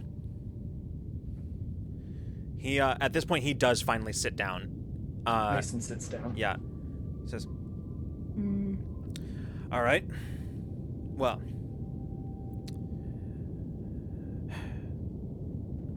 The reality is, that's not your fucking business anymore. In fact, if my, records are correct, it really wasn't your business then either. So, I'll tell you what I'm gonna do. I'm not gonna arrest you, I'm not gonna cite you on anything. But I am going to ask that you leave my ship, and that you vacate the sector at your earliest possible convenience. So you're not interested in quashing the corruption in your ranks. You're just okay with that. Doesn't bother you at all. I'm not interested in anyone poking their noses into business that isn't theirs. This is an internal Regulators affair. It seemed you couldn't really handle it when it was a regulator dealing with the affair internally. You quite literally well, not you personally, but your people quite literally dishonorably discharged a regulator for trying to investigate it internally. Mason Frey was dishonorably discharged for breaching multiple codes of conduct, as well as failing a psych eval posed by the Regulators' internal offices. So, hold on, do you think that's genuinely the reason why? I don't think it matters one bit what I think. Are you okay with the corruption? This matter is closed. You can leave my ship, or I will have you arrested. On a vibe check after those questions specifically. That one. Yeah, I want to do mind reading while these are being asked as well. I need to know what he's thinking. I'm like so curious to what he's thinking. Yeah, sure. So I'll go Bina. He is very irritated, and that irritation is growing. Okay. There was like was it just irritation after that last question from Tan? Yep. Okay. Irritation and some. I think has Bina been around like military personnel before, like spent any amount of time around military personnel? I mean, I guess it would depend on like she spent a lot of time on stations, unless any of the stations she was on ever had like military presence or had like just like as a resting point for them. But that's the only thing I could think of. Yeah, so otherwise, probably. Okay. So in that case, then this is something that you have come to detect from. That's something that you come to expect. There's a certain amount of disdain that you feel, as well as that irritation, that is very familiar to you. And it's essentially just the disdain that military personnel like feel towards sort of civilian, right? It's not like an active like, wow, these people suck, malice, but it's more just sort of like a low level, like it's just kind of always there when they're dealing with civilians. It's an entirely I feel like I have more power than you. Not even that. It's not even that. It's not that at all. It's just it's just a certain amount of there's a certain amount of like just it's just there. Like there it's Okay. Yeah. It's not even that. Is it like a superiority thing? Nope. Not entirely. It is a little bit, but You're just a civilian kind of a thing. Like this Okay, isn't your okay. business. But it's not like got it. you specifically. It's like civilians in general should not Yeah. be like we don't have Yes. time for this shit. Like they're so whiny, they're whatever, like that kind of, you know. Okay. And then as for Peach, what you get on the surface level is essentially that. It is essentially that sort of like okay. internal like tirade of like just fucking civilians, they're just poking their noses where they don't belong, trying to like, you know, the fucking entitlement of the like, right, that kind of like.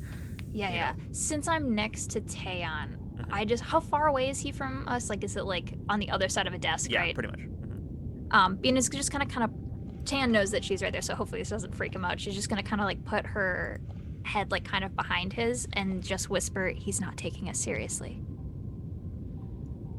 And hopefully Tan kind of will get the vibe of that as someone who was not military, but like militant in some way, has probably dealt with military before. Like, Bean is just gonna say that, like.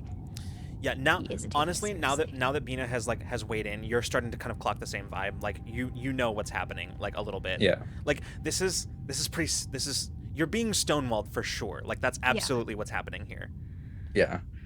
I think Bina's thinking You're like we being need to. handled. Yeah. I think Bina's like he's not taking us seriously. We need to convince him to take us seriously. That's kind of like her thought process right now. But she's invisible, so that's the Yeah. most she can do is pass off that knowledge to someone else. Colonel, why did you join the Regulators? I'm not sure that's relevant. I've fought for my people for quite a while now. I have many battle scars and seen many friends die. And I've always done it to prevent that from anyone else having to experience that. That's always been my goal. And I'll continue to fight for that, even if it means breaking all of these codes and regulations. Because to be frank, these codes and regulations are not helping in the long run at all, really. These codes and regulations aren't saving the lives you think they are. In fact, they're endangering quite a lot of them.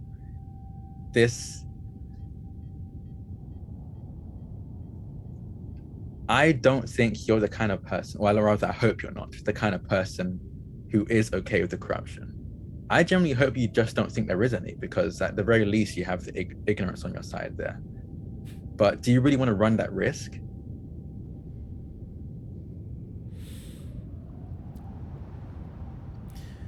That's a moving speech.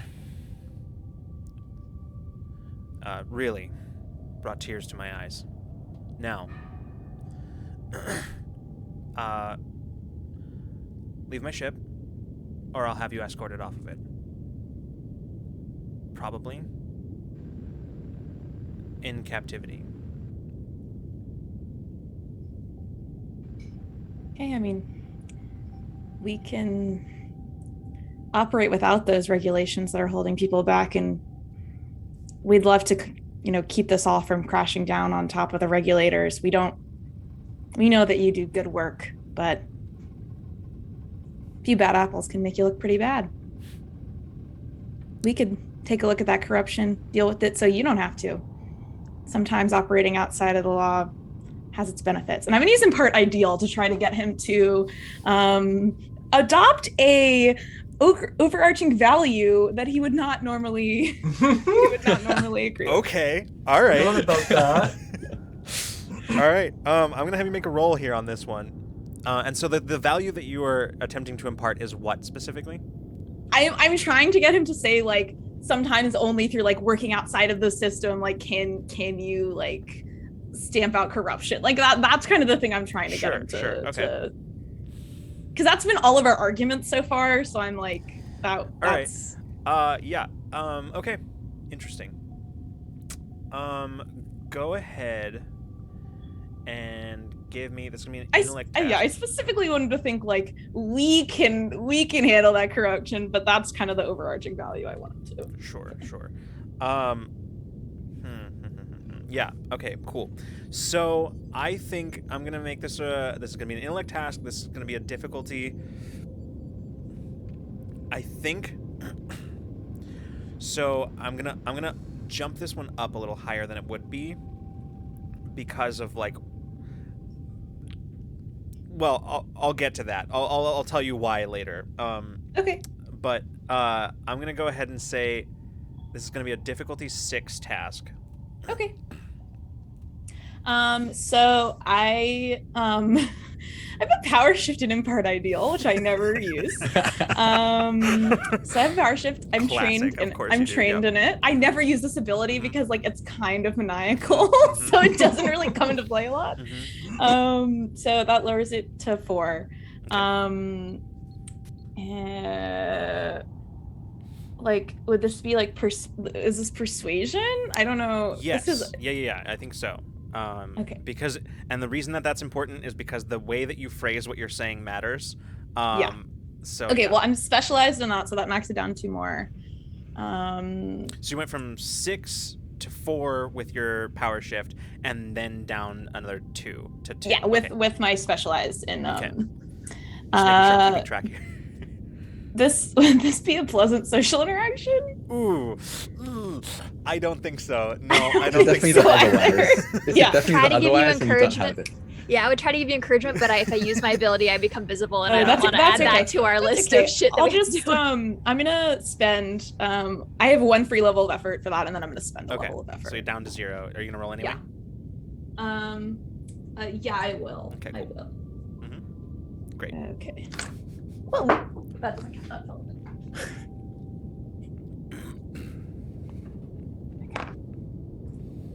Roll an 18.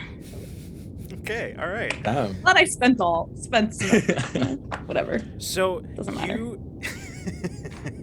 you finish kind of speaking to him, and as you do, the rest of you, I would say, I honestly think Taeyeon would notice this more than anyone else. But y'all see it. But Taeyeon, I think you see it a little clearer than everybody else. As you watch as Peach is speaking, there's almost these like, it's not like there's anything particularly visible to you, but it's like you're watching this space between Peach and the Colonel.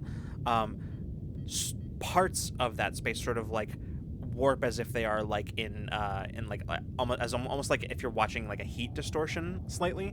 Ooh, but like okay. almost in the shape of like tendrils that sort of extend from Peach's mouth as she is speaking, and sort of like wrap themselves around the Colonel, who just sort of looks down, just kind of shakes his head, and he looks back up. He says, "Look, there's nothing I can do because my hands are tied. The law is important to me, as are the codes and regulations. It's my job to make sure they're upheld.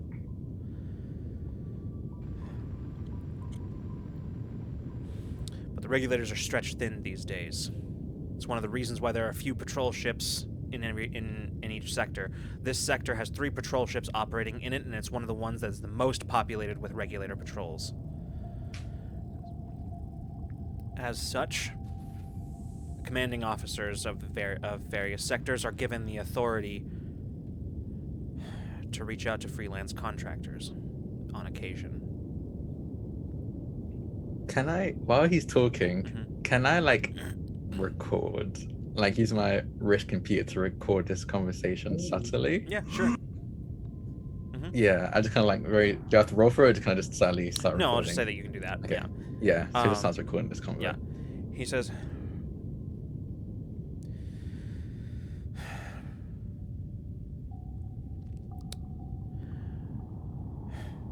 "I'm giving you 12 hours.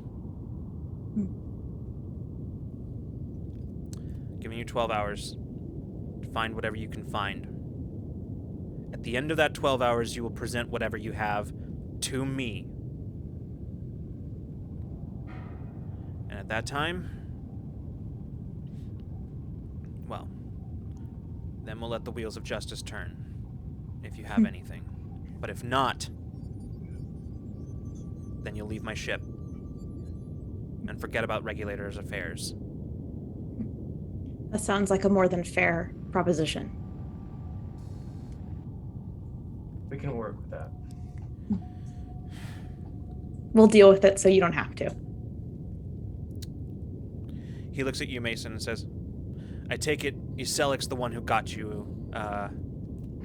where you were." Maybe, maybe not.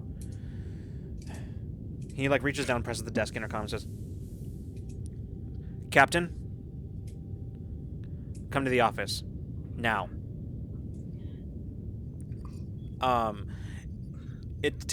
It's only about maybe, like, 10 seconds later, Iselik walks in, and salutes the colonel and says, "At ease, take a seat."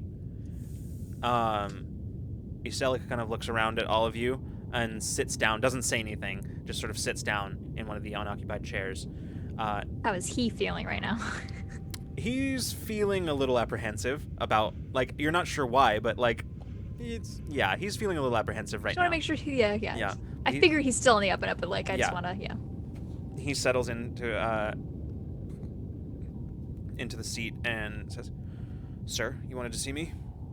"I did. It's come to my attention that these individuals were here investigating an internal affairs matter. Somehow they were able to get a certain amount of access." And he just sort of stares hard at Iselik, who says nothing. He just kind of like looks and just nods, and he says, "I've decided that they have 12 hours, during which time I've made their investigative purpose here official. He says, for the course of their investigative time, I'm making you their handler.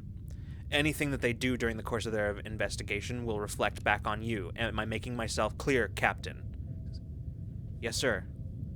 Crystal clear, sir." "Good. At the end of the 12 hours, you'll all make a report to me right here. And if I think you have enough, well, then this becomes a regulator matter once again.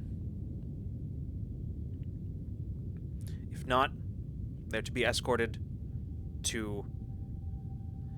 I take it you have your own ship, so they will be escorted back to their ship, and they are to leave the sector."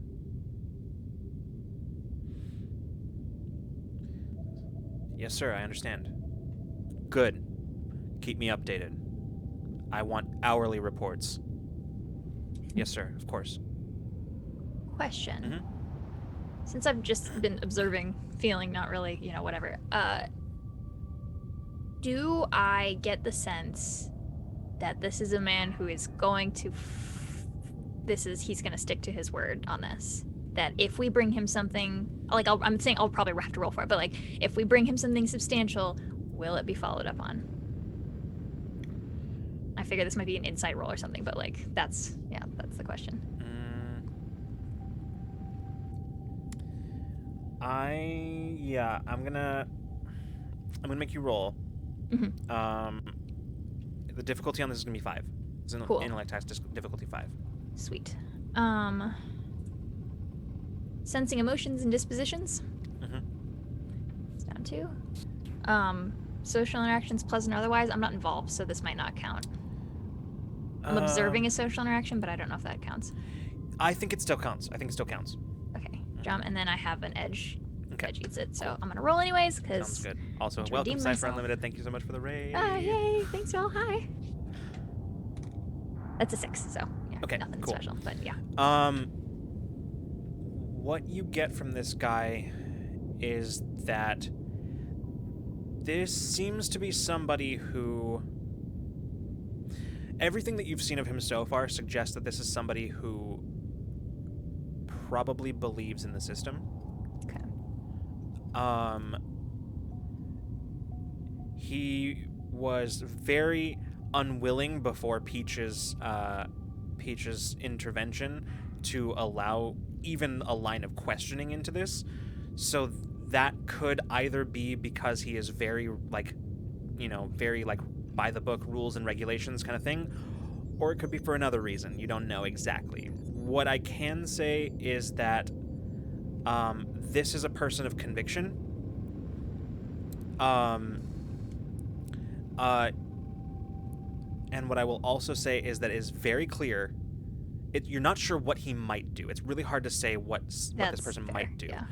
But what is very clear to you is that this is somebody who is at the very least, for whatever his motivations might be, he's at least curious to see what you can find. Cool. Whatever his All right. motivations might be. Yeah. Okay, that's something. I'll take it. Also, this lasts kind of a while, so like it's It the lasts while part it's relevant, basically. basically, it lasts as long as befits the situation, usually at least a few hours. Yeah, no, Thank you, Cypher Book. Yeah, for no, the feed. legitimately, this is a thing that just Love lasts it. until it doesn't need to be there anymore. Yeah. Yeah. So he says, "Very well. You're all dismissed." Thanks for your time, Colonel. He doesn't say another word. He just sort of watches you as you all kind of get up Didn't think so. and leave. Aselec sort of taking you out of the room. As soon as you get out into the corridor, he says, maybe we should go back to my office. Yeah. Yes. Did you have another? There was more of you, weren't there? They're with Peter us, just don't goes, worry. Peter just goes, I think still probably with like hand on tan. You just hear a disembodied voice, I'm still here. He doesn't really react. You see his eyebrows go up slightly, but then he doesn't say anything. He just sort of nods and just keeps walking. She does that sometimes. You find yourself back in Aselic's office, and he doesn't stand on ceremony here. He doesn't even offer you a seat. He just sort of like leans on the front of his desk and just sort of looks at all of you. He says, Wait, as soon as the door is closed, Bina will back visible again. He notes. You can tell that he notes it, but like he's like has compartmentalized at this point. I do need to know emotion. But What's he feel I'll on think that? about that later, okay? Yeah, it is a certain amount of like surprise and then immediately clamp down. What the wait? This is not what we're dealing with right now. Immediately, Cool. like sort of like focus. Fun. Cool. Awesome. He says, "All right, listen. I don't know what the hell you did.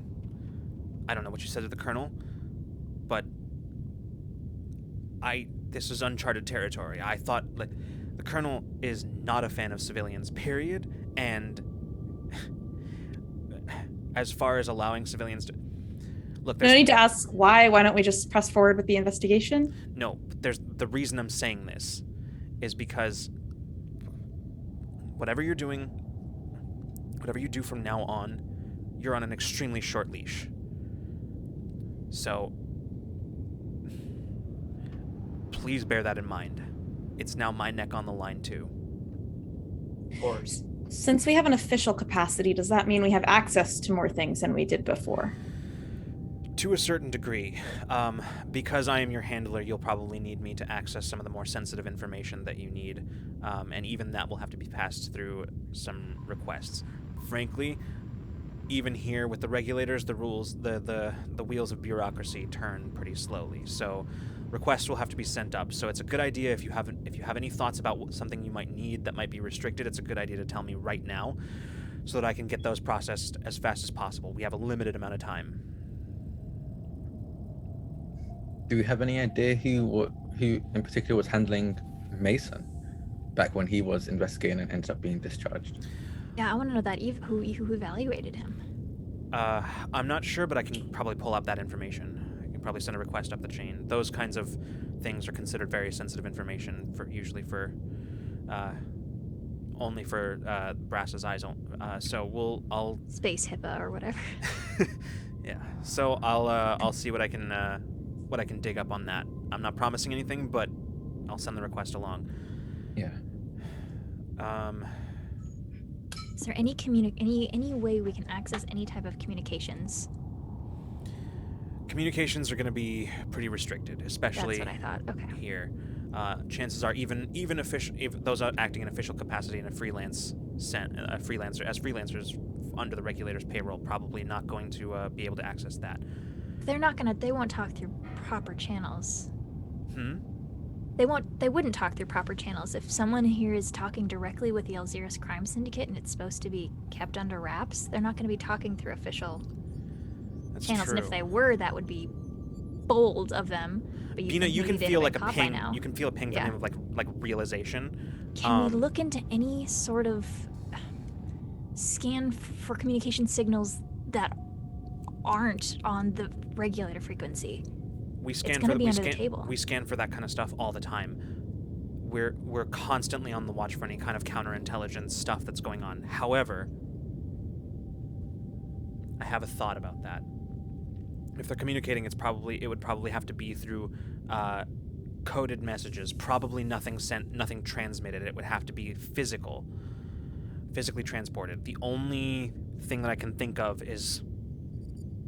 Hold on a second. He moves around to the other side of his desk and pulls up his terminal and starts looking. He says, if anything was going in or out, it would be going through the loading bays, either whenever we bring in supplies. It's the only thing we don't directly control. So if there's anything coming in or out, it might be there, which means that whoever it is would have to have access to the loading bays, regular access that wouldn't be questioned. And I just got a report a few days ago of suspicious activity on the loading dock. Well, not suspicious, but something against regulations. 1 second. Where was that? Here we go. He pulls it up. Says, all right. There is an individual. This would be, looks like, all right, yeah, there it is. This is Chief Petty Officer Crane, one of our enlisted personnel who works, overseeing all incoming supply drops, cargo, all that kind of stuff. Got a report the other day of Crane being absent for a part of his shift. Had to have a subordinate officer take over at the beginning of the rounds. You might want to start with Crane. Do we have any access to any video feeds from that area? There would be. It's gonna be a lot to comb through, but I can get the request for that for sure. It's gonna be a lot. The mist shift. It's gonna be a lot easier to pull something like that, especially down at the loading bays. I'll see what if we can figure out if there's maybe a regular schedule, because that's not something you'd leave up to chance. There would be a specific schedule of incoming. You wouldn't want someone else to get your hands on something. So if we can figure out the schedule, maybe we can catch them in the act. If it's a daily thing, I can't guarantee, but we would at least have that as an option. He kind of looks at you, Bina, for a second, and then looks at Mason and says, "Huh, quite a team you got here." Indeed, quite a team. He looks down and says, "Yeah, I'll pull that." He says, Bina glows a little bit, I think, at that, like... he pulls a few files you can see as he like sends them sort of like scattered to each of your terminals. Says, "For now, I would say the place to start while we wait for some of this information to come back and for the request to be processed. I would say a good place to start with Crane. If he's not directly involved, he might have seen something or know something. At the very least, he's moving something for them, even if he's not directly involved." Yeah. All right, Do we continue being in internal affairs? At this point, no. Okay. At this point, I'll be giving you official clearance that would be given to freelancers, plus any additional clearances that you'll require for your investigative capacity. Well, good. This coat was starting to get a little stuffy. Yeah, and this body armor is awful. It's honestly the tackiest I've ever worn. I just want to get into mine. Again, Yeah. can I? I'll send. Can I get changed? Yeah, just a locker room down the hall. I'll send your complaints along to our fashion division. And he goes back to like, Please have a chemist on your team or something. It was like a rush out. You know, it was a interesting switch, I guess. You know, I'm gonna go change too. Yeah. He's just like trying not to be rude, but it's like, thank God I can change out of this. I think Bina is getting like a little bit into this. Like, I think that there's like I think like she's not gonna stay in the regulars uniform or whatever, but like I think there's definitely like a little bit of we're putting pieces together. Like I'm a solve a mystery with Mason. Like I'm gonna like I think there's like everyone's getting a little bit of that vibe from her. While the other two are off, like, or is Bina changing too, or? I think she will at some point, but I think Sure. right now because Mason's staying, she's like. Yeah, he looks up. He says, She'll leave if you ask her to. It's fine. Yeah. He looks up at you, Mason, and says, "The other thing that I was going to mention is that Crane, you wouldn't have had any opportunity to work with him, but Crane was also on the Pursuer back then." Really? Yeah. He's enlisted, but he's career. He's been with the Regulators for a long time. Well, that's good. He's one of 3 people on this ship who is currently serving on in this sector, actually, who were on the Pursuer back then. Okay, well that almost seems like too good of a coincidence. Well, Who was the it was a long time ago now, I know, but who was the fellow you were going to talk about to help us? One of the brass. Oh, back then? Yeah. One of the old guard in the brass, one of the original members of the Regulator Command. Friend of mine. Well, now is a friend of mine. Back then, he was more of a distant mentor. But yeah, that was that would have been one. Oh gosh, sorry, I'm trying to remember ranks here. I'm trying to like keep ranks straight in my brain. That would have been Rear Admiral Vesic. Okay.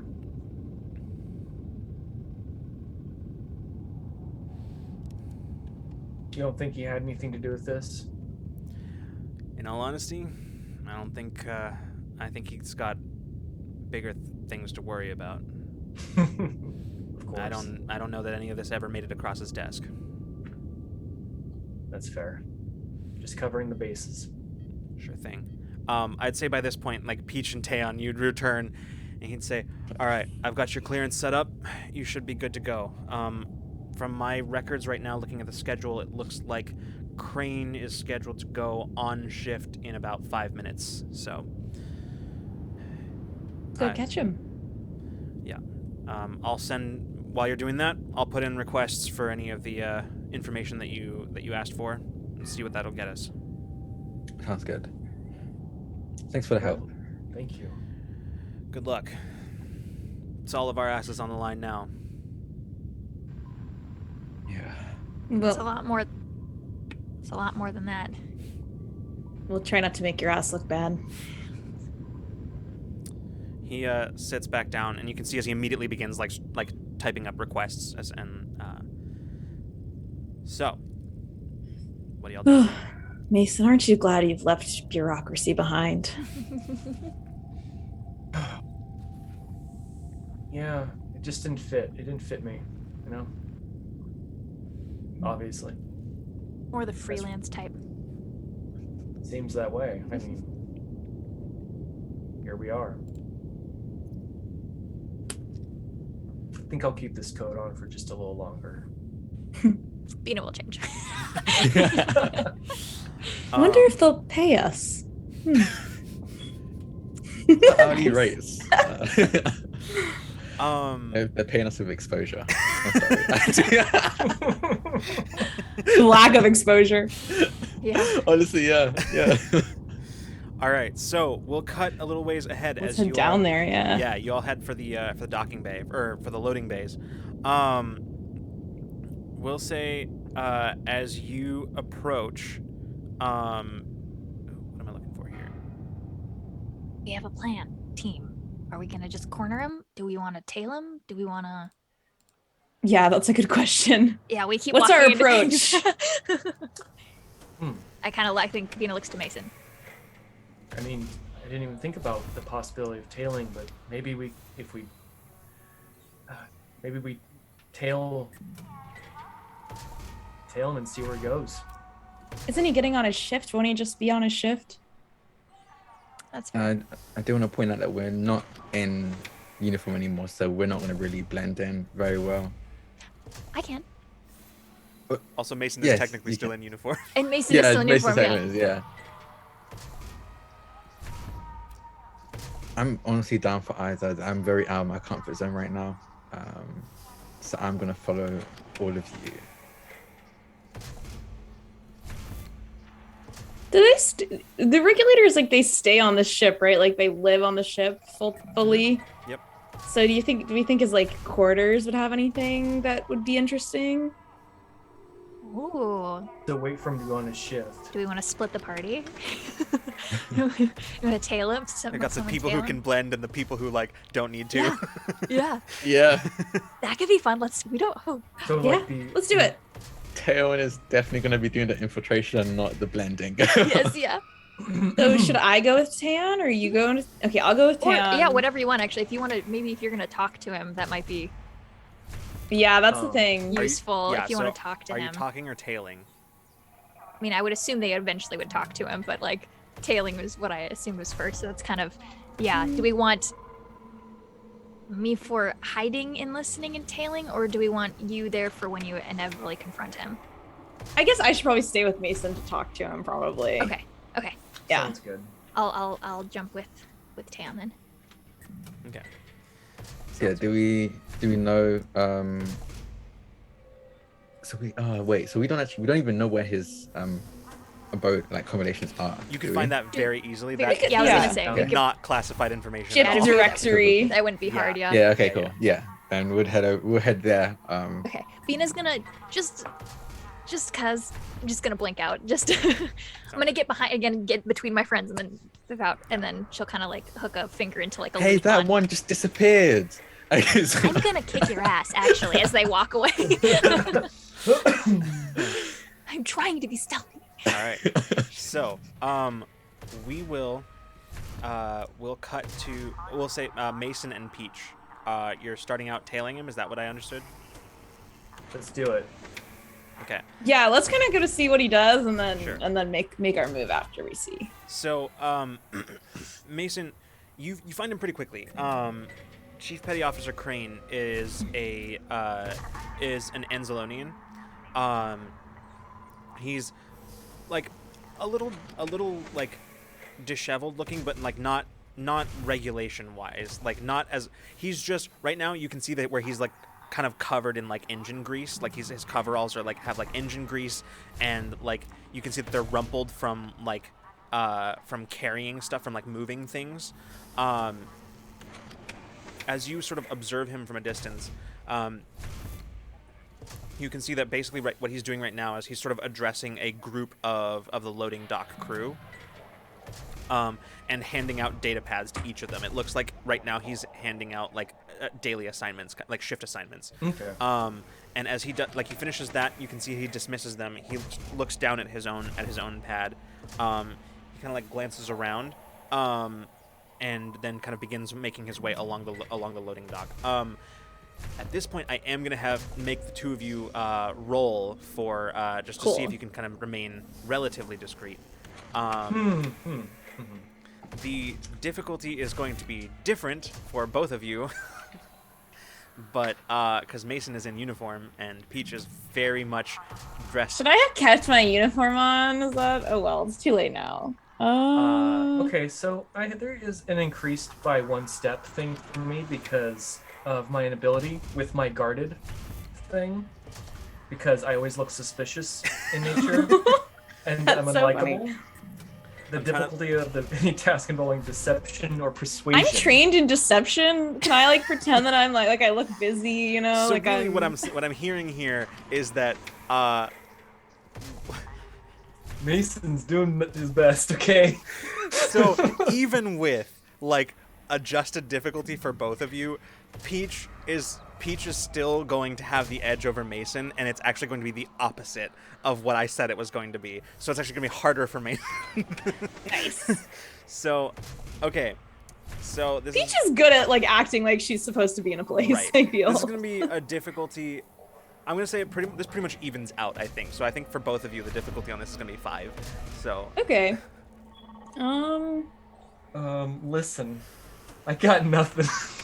Is this what kind of is this a speed task? I would say is this it would intellect? be speed or intellect. Oh. Well, Okay, well I'm gonna do it as an intellect task, and I'm Sure. gonna lower it. And that makes sense. Like for you, you're Yeah. you're not trying to stay hidden. You're just trying to like make it look like you belong there. Mason, on the other hand, probably is more in like the staying in the shadows, like trying not to like Yeah. yes. be seen. Period. Okay, so that would be down to 4, and then I'm gonna spend just 1 level of effort, and that should be down to 3. Okay.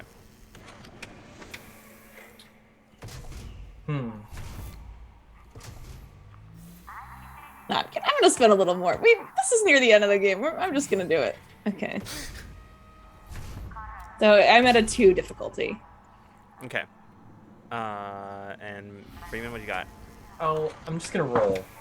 You're gonna roll Roll on a natural 20 What? Okay. All right. Cool. for like the most minor Tell of, you what, of rolls. you can bank that to help Mason if you want.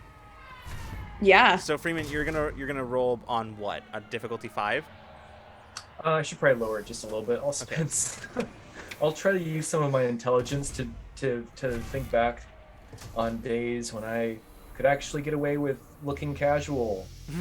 I'll spend a couple of intelligence You're spending effort? effort. Yeah, Okay, sorry. cool. Effort. Yeah. Cool. I'll bring that down to 4. Okay. So no, sorry. Down to 3. Okay. Yeah, I will say I will tell you what, because like Olivia, if you're cool with this, I will allow your major effect to be like you like sort of in some way sort of trying to take some of the heat off of Mason, some of the like attention off of Mason a little bit. Yeah, like I think I'm maybe I like see someone doing something and I'm like, what are you doing? That's not regulation. You need to do it like this. Like I'm I'm pretending to be like someone who's been, like sent in or something, Yeah. So Mason, go ahead and you get an asset from that. So that's down to a 2, I think now. I shall roll. Okay. You need a 6 or better. 15. Cool. And Olivia, did you roll already? Did you What? roll? That was a nat 20. I rolled right, the 20. That's right. Yeah. Okay. I Cool. was like, do I have to make another roll? No, I just forgot what you rolled. Okay. Okay. Cool. So,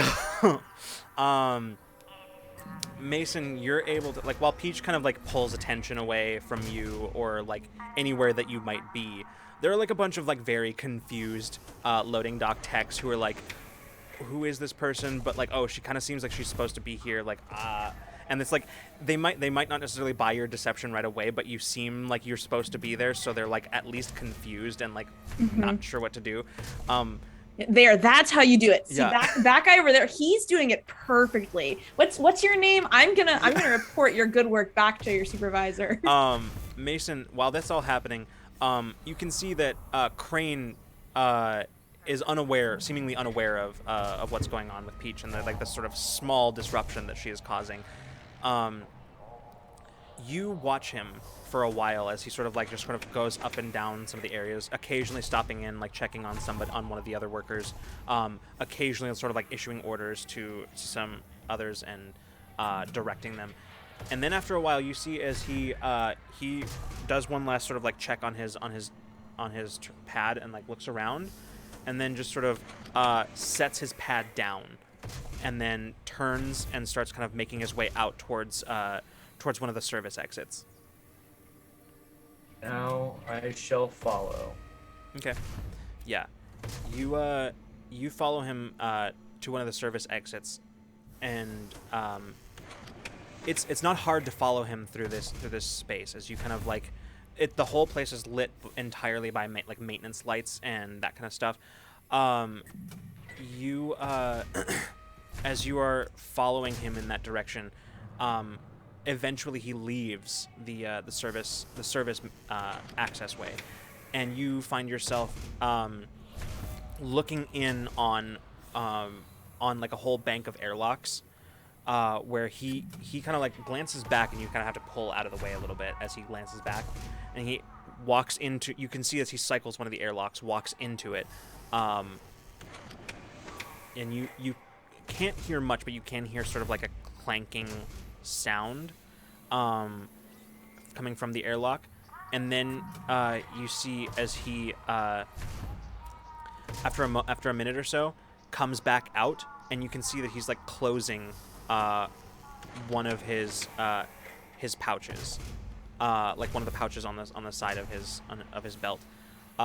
He kind of like looks around, gives one last glance into the airlock, and you see as he sort of like looks in, nods to himself, and then begins making his way back towards you. Oh. I was gonna Obi-Wan Kenobi this, when he's on the Death Star and he's like trying to just be all shifty, but I think Mason is cue jazz music. No, Mason's gonna just kind of step out. Mm-hmm. Yeah. He stops very suddenly as he notices you. Says, "Hey, who? What are you? Sorry, I didn't see you there." Like the shadows are like obscuring Mason's face. Of course you didn't.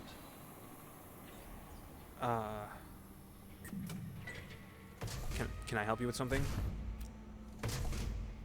Oh, absolutely. You can absolutely help me. You can answer a few questions for me. Come up If you don't behind you mind. at this point too. Ooh. He kind of glances at you, Peach, and sort of frowns, and then looks at you, Mason, and says, "Okay.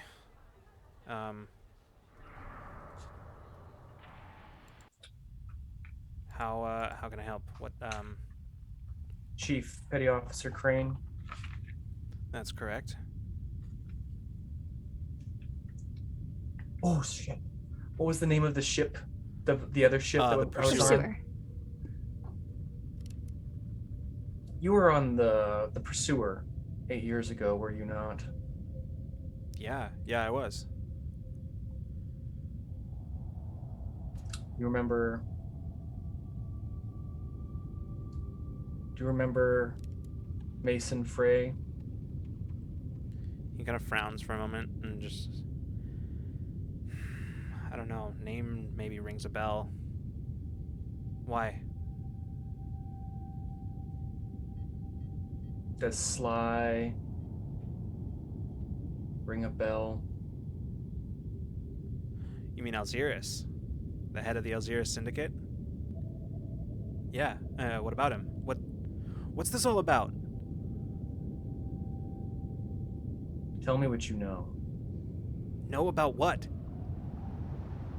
about the Alzirus, about their connection with the regulators here. How do they stay one step ahead? What are you talking about? You can confess it to us, or we can find out ourselves. Look, I don't know what you're talking about. He kind of looks at you and says, "Look, I don't know what you heard, but I don't know anything about the Alzirus Syndicate other than what everybody knows.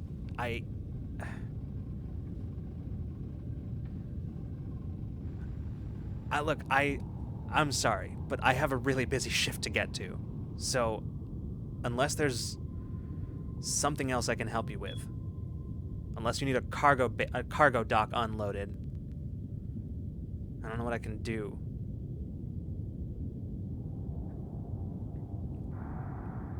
What did you stow away there? You should just reach for it. Peach is reaching for it? And I said you should just reach for it. I'm not going to. I didn't see it. I don't think. Okay. I think I came Sorry, up too I late to misheard. see it. Sorry, keep going. Says, "What do you mean? I don't know what you're talking about." Mason steps forward. Yeah. The time is now to make a difference.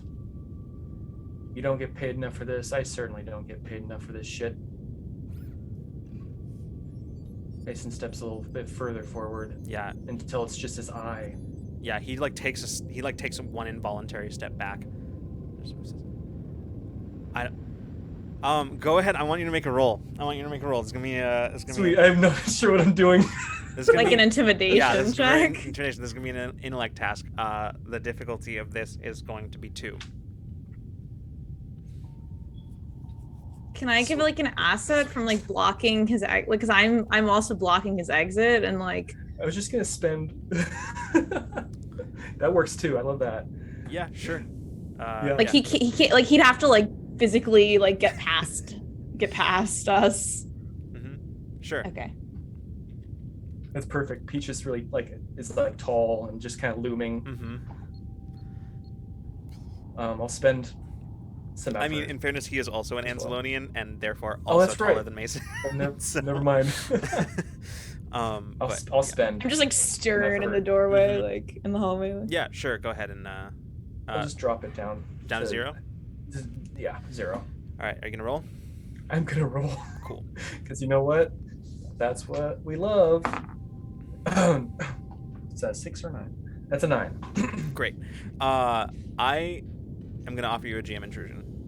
I'll take it. Cool. So he looks at you, Mason, and then finally just you can see as he's sort of squaring up, and then you just see his shoulders slump. He says, "Fine. Look, fine. It's not what you think." And he just sort of like gestures over and walks back to the airlock. And he walks over as you follow him. He walks over to like one of the deck panels in the airlock, and you see as he reaches onto his tool belt and pulls up like his tool, like a multi-tool out, jams it under the deck plate and leverages it up, pulls it up and just slides it aside. You can see as he fiddles with something inside, you hear like a zipping sound, and he steps back and he just sort of gestures and says, "There, my big secret." what is it? Mason peers. Mhm. Yeah, as you Mason, as you look into the thing, there is a small bag, like a not like a gym bag or anything like that, but like about that size, that's just in the under the deck panel,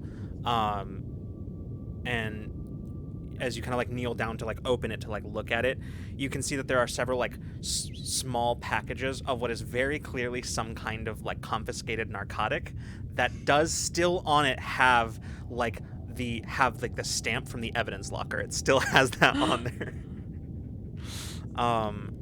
You can tell it's a stimulant of some kind. That much is very clear. But yeah. As you're looking at this, I am going to quickly cut back to Bina and Taeyeon real quick, because the two of you are now standing outside of Crane's bunk. It's not a like room per se. It is rather like a single bunk within a larger room, like kind of Bunk room, in sort of like a larger dormitory. There are people inside. Most of them are either asleep or just sort of like lounging. There's one person who's just sort of like sitting on a couch, like arms and legs just sort of spread out, just head tilted back and just sort of like staring at the ceiling, quietly dissociating on the couch. Understandable. And as you walk in, you are like, Tan, you're sort of like counting the bunks, and then you finally find the one that has like, you can see as Crane's bunk. I'm going to. Does Bina have her tools on her like at all times? Okay. Yeah, always. Yeah. He's just gonna, as he's walking towards the bunk, he's gonna be like, "Can you pass me some of your tools?" Yeah. I think. I don't know how the ability works. If I remove it from my person, does it become visible? Like if if she hands her tool case to I him? imagine it does. Yeah, probably. Yeah. Because it's like a Probably, bubble. okay. It's been a bubble thing for when it's people, so I assume if it comes out of your personal that makes bubble. sense. So yeah, so she hands this like this weird multi-strapped bag, and it hangs over your hand and it becomes visible as it like We comes do over this your arm. stealthily, of course, but yeah. Of course, yeah. Nobody's really paying that much attention to you. Like, you walk into the room, they look at you like, who the hell is that? And then they ignore you Don't because care. they don't care. They are sleeping or on break. They do not care. Yeah. Also, yeah, I'm gonna go. Stella Luna, thank you so much for the raid. Welcome. Yeah, everybody. thank you, Stella Luna. Thanks, Stella. Hi, y'all. Doing some If investigation. you want to know what you have just stumbled into, John, Resident Bard, has just put a command in the chat, and Nightbot should give you a link to a document that'll give you a basic rundown of what's going on right Understand all of our made-up words. So, Taeyeon, being on Chemoth, this girl's gonna do what Chemoths do and start pretending to be fixing and tightening this bunk, while he kind of 100%, whispers to Bina to be like, "Just look through everything. Okay. you're invisible. I'm not, so I'm gonna just blend yes, in. excellent. I'm Yeah. gonna start looking. Yeah, at one point, somebody who's like kind of walking through the bunks, like literally like towel around the waist and like one like towel in her hair. She's just like drying it out, and she looks at you. She says, "Hey, you." Oh, and she like notices that you're a Chemoth, and she says, "Sorry," and just keeps going, just keeps walking, So like just funny drying every out time, her it's hair, funny. like. And This was a good sneaky crew. We did good with this one. Yeah. yeah, like you I'm just sort of like gonna- look up, and she's like, "Oh, sorry," and just keeps going. Yeah, I'm gonna look through the bunk. I want to look like inside the pillows, like under the mattress, inside Sure. the mattress if I can. Like, I just what can we find over Yeah. here? So here's the thing. Considering that everybody like either does not give a single fuck, or if they do, they're like, it's not a big deal. It's Chemoth, it's just fixing stuff. It's actually more work if you try to stop them. Stop it. Yeah. Yeah. So so like because of that, you kind of have as much time as you want to just sort of search. Mhm. And as you are searching, you're able to sort of go through a bunch of stuff. You find a manifest. Okay. That's been kind of like underneath the mattress, that's sort of tucked into the folds of the sheets underneath the mattress. And you find it, and as you pull it out, you're looking at the manifest, and what you're seeing as you sort of parse through it, it's a manifest, but there have been lots of notes made on it. There have been certain things that have been certain items that have been circled.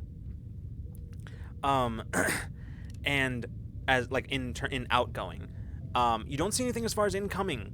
But what you do see is that there are certain things that have been flagged by like in the notes that have been made on it, and some of those notes, as you're looking at them, the notes seem to be indicating just certain packages that have left in outgoing shipments. And each one of those that is circled is labeled just one of them like is labeled stimulant, one of them is labeled like confiscated alcohol, one of them is like, these are things that are just sort of like being labeled, and what you're seeing, Bina, is a list of things that are being shipped out and then credit amounts next to them. Smuggled out. Yeah. Is there anything else in this bunk area that's like taped to the wall? Anything else that's got his handwriting on it?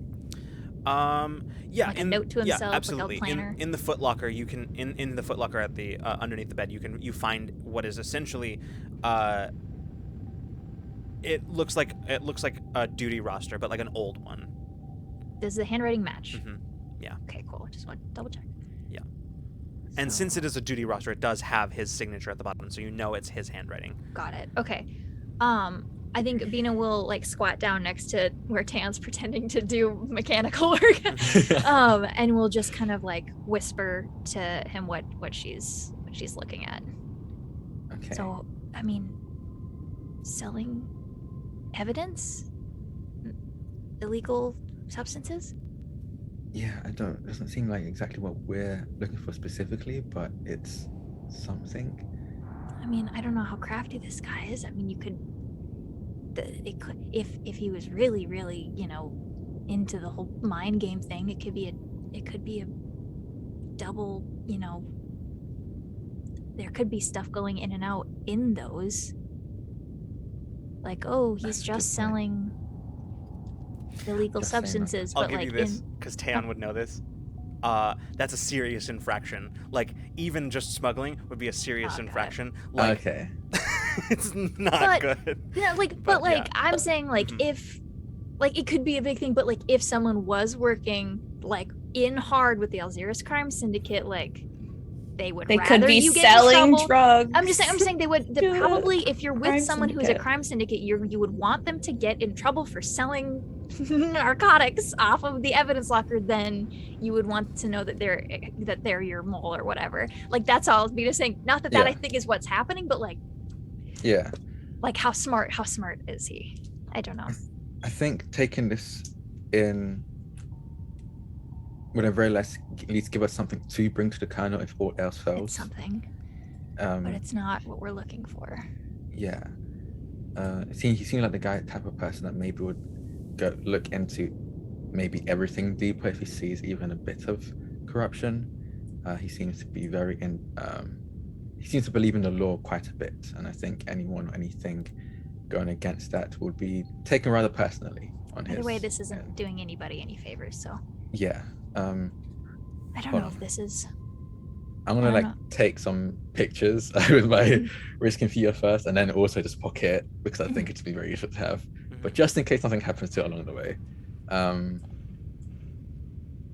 But that's it, right? We didn't really see anything else.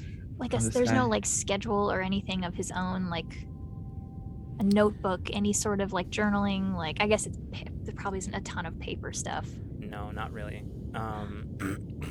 Even the manifest is probably a copy that was made of the digital, because specifically so that he could write notes that couldn't be traced.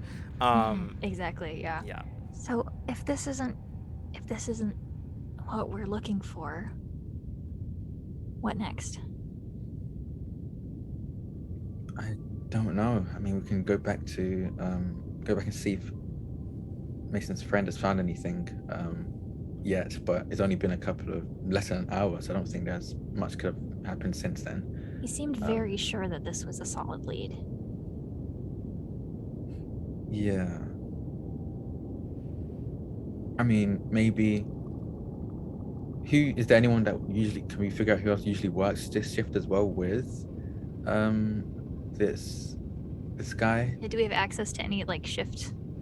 You do have the duty rosters that you found in. But you said they're old. They're old, new? but I guess it might not be that different if they're used to it. But because I don't know if this guy is quite smart enough to use their smuggling to get things out, but someone might be using theirs. Yeah. So we can take a look at who else is working that shift. If we look at the rosters, are there any names that repeat through all of them? Yeah, a lot of them. Most of them? Okay, that's most what of I them. thought. This looks like specifically the duty roster that he is assigning of like his crew, basically. Okay. He's all not of in it, on it. Yeah, all of it looks like pretty standard, like loading dock assignments. What's Mason's friend's name again? Because I'm just completely Eselic. Eselic. We are able to contact Eselic, right? Like, can I just send these pictures over to him? Absolutely. Just so he's like, hey, here's some stuff we found. Yeah, absolutely. I'm gonna go ahead and cut back to Mason and Peach at this point. So Mason, you're kind of looking at this package that is kind of hidden under the deck plates in the airlock. Peach, are you still trying to prevent this guy from like bolting? Yeah, for sure. You're just sort of like hanging out like in the background, like cool. We're not done talking to him. Fair enough. We gotta threaten him some more first. Mason's gonna pull one of the little packets out. Are there like little like packages or whatever? Okay. Yeah, they're little packages. I'm gonna cut into it. Yeah, go for it. Yeah, you cut into it. I apologize. You can see he sort of cringes at that, but he doesn't protest. So what, you're selling these things? He just looks over his shoulder at you and he just says, I'm not going to say anything without any kind of representation. Mason stands. You know, we are representatives in a way, and we don't have to share this information along if, I don't know, help us out. At this point is when I'm going to enact that GM intrusion from earlier. Peach, you catch it at just the last second, as he is standing sort of like you were kind of more focused on like his like facial expressions and trying to see like what he was, whatever, and kind of like trying to like intimidate him somewhat by like sort of my next move was to try to get him to tell us anything he knew about other people so that we would. So as you're there, you like happened, like he moves in such a way that you're not exactly sure what draws your attention to it, but you do catch it, and you glance down at his hands, where you can see that this whole time he has been doing something on his wrist terminal, and you watch as the airlock just seals shut, and begins cycling, with Mason inside of it. And you see, like, you hear a computerized voice say, "Emergency venting of airlock 6 in progress. Please stand clear of the airlock." Mason, inside the airlock, you feel a sudden rush of air as the airlock door behind you just begins sliding open. Was it just a panel? Like, can I try to immediately like hit the button to stop it? You can. You hit it, but the thing, as you're doing it, you're hitting it, and you can see it's an emergency vent, which means that it cannot be stopped. And as you're hitting it, you can hear like the running footsteps as he is bolting. Fuck. Peach. What? I'm gonna try to get you out of here. Peach. Listen. What? Listen to me closely.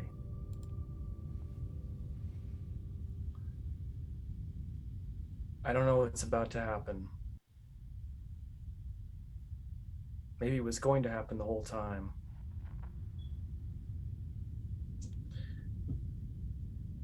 Remember that phone call, the very first, maybe it was the second phone call, when you were calling me about looking for your brother? Remember? I remember. Remember what I told you?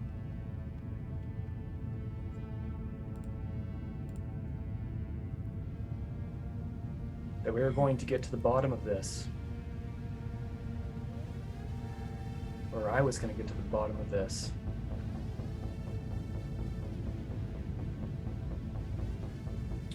And now you're going to get to the bottom of this. The pieces are there. It doesn't quite make sense why we were sent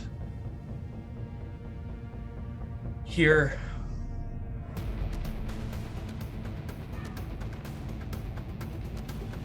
So, I trust you. Yeah, you're gonna be following that trail with us, buddy.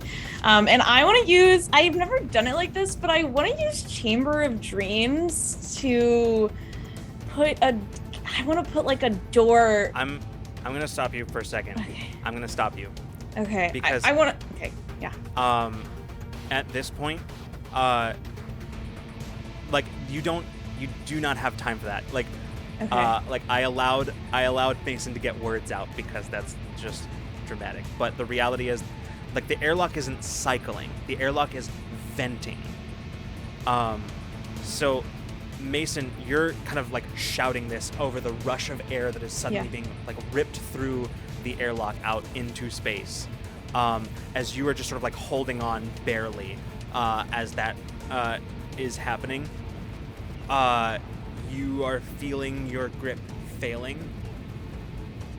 And in that last second, as you and Peach, you see Peach going to like move to do something, you feel your grip fail as you are just sort of vented into space.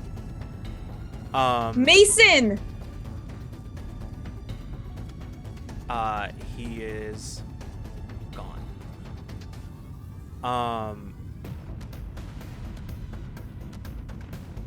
Peach, as you're standing there staring out the open airlock out into space, you hear a ping from your terminal. And as you look down, you can see that it is a message from Ada. There's just marked exclamation points across the board. It's just exclamation points. Yeah, I open it. You open it, and there's no commentary from Ada other than just the exclamation points, but you do see there is what is very clearly a report. You can see that it is dated 8 years ago. And as you look at it, you can see that it is a psyche valve, a regulator psyche valve. On it, it has the therapist saying that Mason is sound of mind and cleared for duty. And then underneath there is an addendum. It says, "It is my opinion that Mason Frey is unfit to proceed, is unfit to return to duty, and poses a danger not only to himself but to his fellow officers." And the addendum is signed Sergeant Harold Ezelic. Okay, of course. Okay, Peach just kind of like slams her fist against the airlock, the door.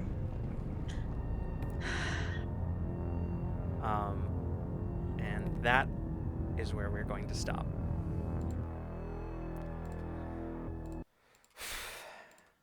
See you next year, I guess. Cool. Nice. That's devastating. Cool. Cool. I would like everyone to know that at 11:01, 22 minutes ago, I sent a message to our Awakener group chat. Yeah, you that totally said, called it. "Oh my God, is the captain our inside man? He sent us on a red herring." Yeah, you did. Oh, damn, you did. 22 minutes ago. Fuck. Shit. Damn it. Ooh! I'm ready to kick ass. All right, It's everybody. okay, guys. Mason will be fine in space. He can live there for a while. Right? I'm pretty sure you literally Right. can, yeah. I survived it once before. All Yeah, right, that everybody. timeline went great. That is our last episode of Infinite Horizon for this year. We will pick up there in January. What? Oh my god. However, this is not the last that you will see of us for this year, because next week we are taking a break for Thanksgiving. There will be no Rule of Lore programming next week, but the week after that, the same time as Infinite Horizon, Wednesday, 6 p.m. Pacific time, we will have the first episode of our Cyberpunk Red 3-shot, Thunder and Blood, with this cast and the inimitable Remy Ripple. Y'all, we'll see you for that. We will see you for that. We will also see you this Friday, hopefully, for Ramblemancy, our last Ramblemancy before December. That sounded way less. That's like a lot more anticlimactic than I was building it up to be. Our last Ramblemancy until next month. Where we will be speaking. We'll have our special guest Chris Sergey, who will be talking with us about how to enhance your tabletop RPGs through props and through all kinds of cool stuff, but mostly music, because that is Chris's specialty. So we'll be talking about that on Friday, and probably any number of other things. So yeah, make sure you join us for that stuff. If I'm not gonna give you the whole end of stream pitch for everything, but then the ways that you can support us are through the donation goal that you can find at the bottom of the screen. You can do exclamation point goal to find out what the current goal is, exclamation point tip to be given a link to donate. We have a Patreon where you can find all kinds of cool goodies and rewards there and support us the whole way. And we have a Ko-fi where you can just toss us a few bucks if you've got something and you want to support what we do here. Best way to keep up with us, merch as well is also a good thing. We have lots of merch. You donate $100, Mason lives. I do not hold me to that. I will not. Just kidding. You can also, if you want to keep up with everything that we're doing and want to be updated on stuff as it comes out, the Discord is the place to do that. So I highly recommend that if you want to know what we're up to, join the Discord. That's all I got for right now. Personal plugs, everybody, if you would like to give your stuff, because we skipped it at the beginning. Sundays, Q times, power play. We are also in space. It's kind of devastating right now. Join us. I had another thing, probably. Game. I'm writing a game. It's called Amaranthine, and it's about immortals and immortality and stories through time and that kind of a thing. And I'm talking about it more on my Twitter, so follow me there. My handle's down here somewhere. And I'm hoping to get working on that, and I want to get it published and out next year. So if you're interested in possible, free world, play testing opportunities, I will at some point be kind of putting out a few test PDFs for people to play at their home table and get back to me if they'd like. So I don't know how I'm gonna do that yet, but I'm really stressed out about what just happened, you guys. Yeah, it's hard to think about anything else. Stress. Now tell us about your cool stuff. I'm sure there's more things. Just follow me on Twitter. You'll find the things. For me, on Thursday, you can find me over on Runaway Robot _ that is at 3 p.m. Eastern in a D&D campaign called Crimson Ruin. No, Ruin Crimson. We're in hell. We're trying to figure out why and trying to escape. On Fridays, you can see me playing a villain, a half vampire elf. I'm not entirely sure. Just being awful, wrecking shit, eating people. And that's happening at 7 p.m. Pacific, which is 10 p.m. Eastern. Every third Sunday, you can hear my voice in Actually Play podcast called Super RPG. There's more stuff happening, but I don't know how much I can announce. To just keep an eye out, just follow me on Twitter at Draconics. That's DRAKONIQUES. I heard, Drac, the rumor is that you will be participating in a Cyberpunk Red actual play very soon. I heard that rumor somewhere. I don't remember where I heard that. But... I'm not entirely sure where. I don't know if I thought it's on NDA or I didn't want to really say that too early. So yeah, no, I got all right, we'll get ready to boost that next week tomorrow, next day when we post. Yeah, it. So next day. Tell your friends we're really, really hyped about this game, y'all. All right, everybody. Unless Freeman and Livia, you got anything else that you want to add? My announcement is that I want to play more. My announcement is I second that. My announcement is that we're not going to do that. So, Actually, no. My announcement is that we are going to do that. It's just in January. Not yet. Yeah. Okay. That's I'll fine. take In what I can 2022, get. we're gonna do it next year, guys. Well, I heard your requests. I am listening to your feedback, and we will continue in January. Yes. All right, everybody. We will see you hopefully on Friday for Ramblemancy, but if not, we'll see you the next time you decide to come roll with us. Good night, Good night, and good everybody. zone, everybody.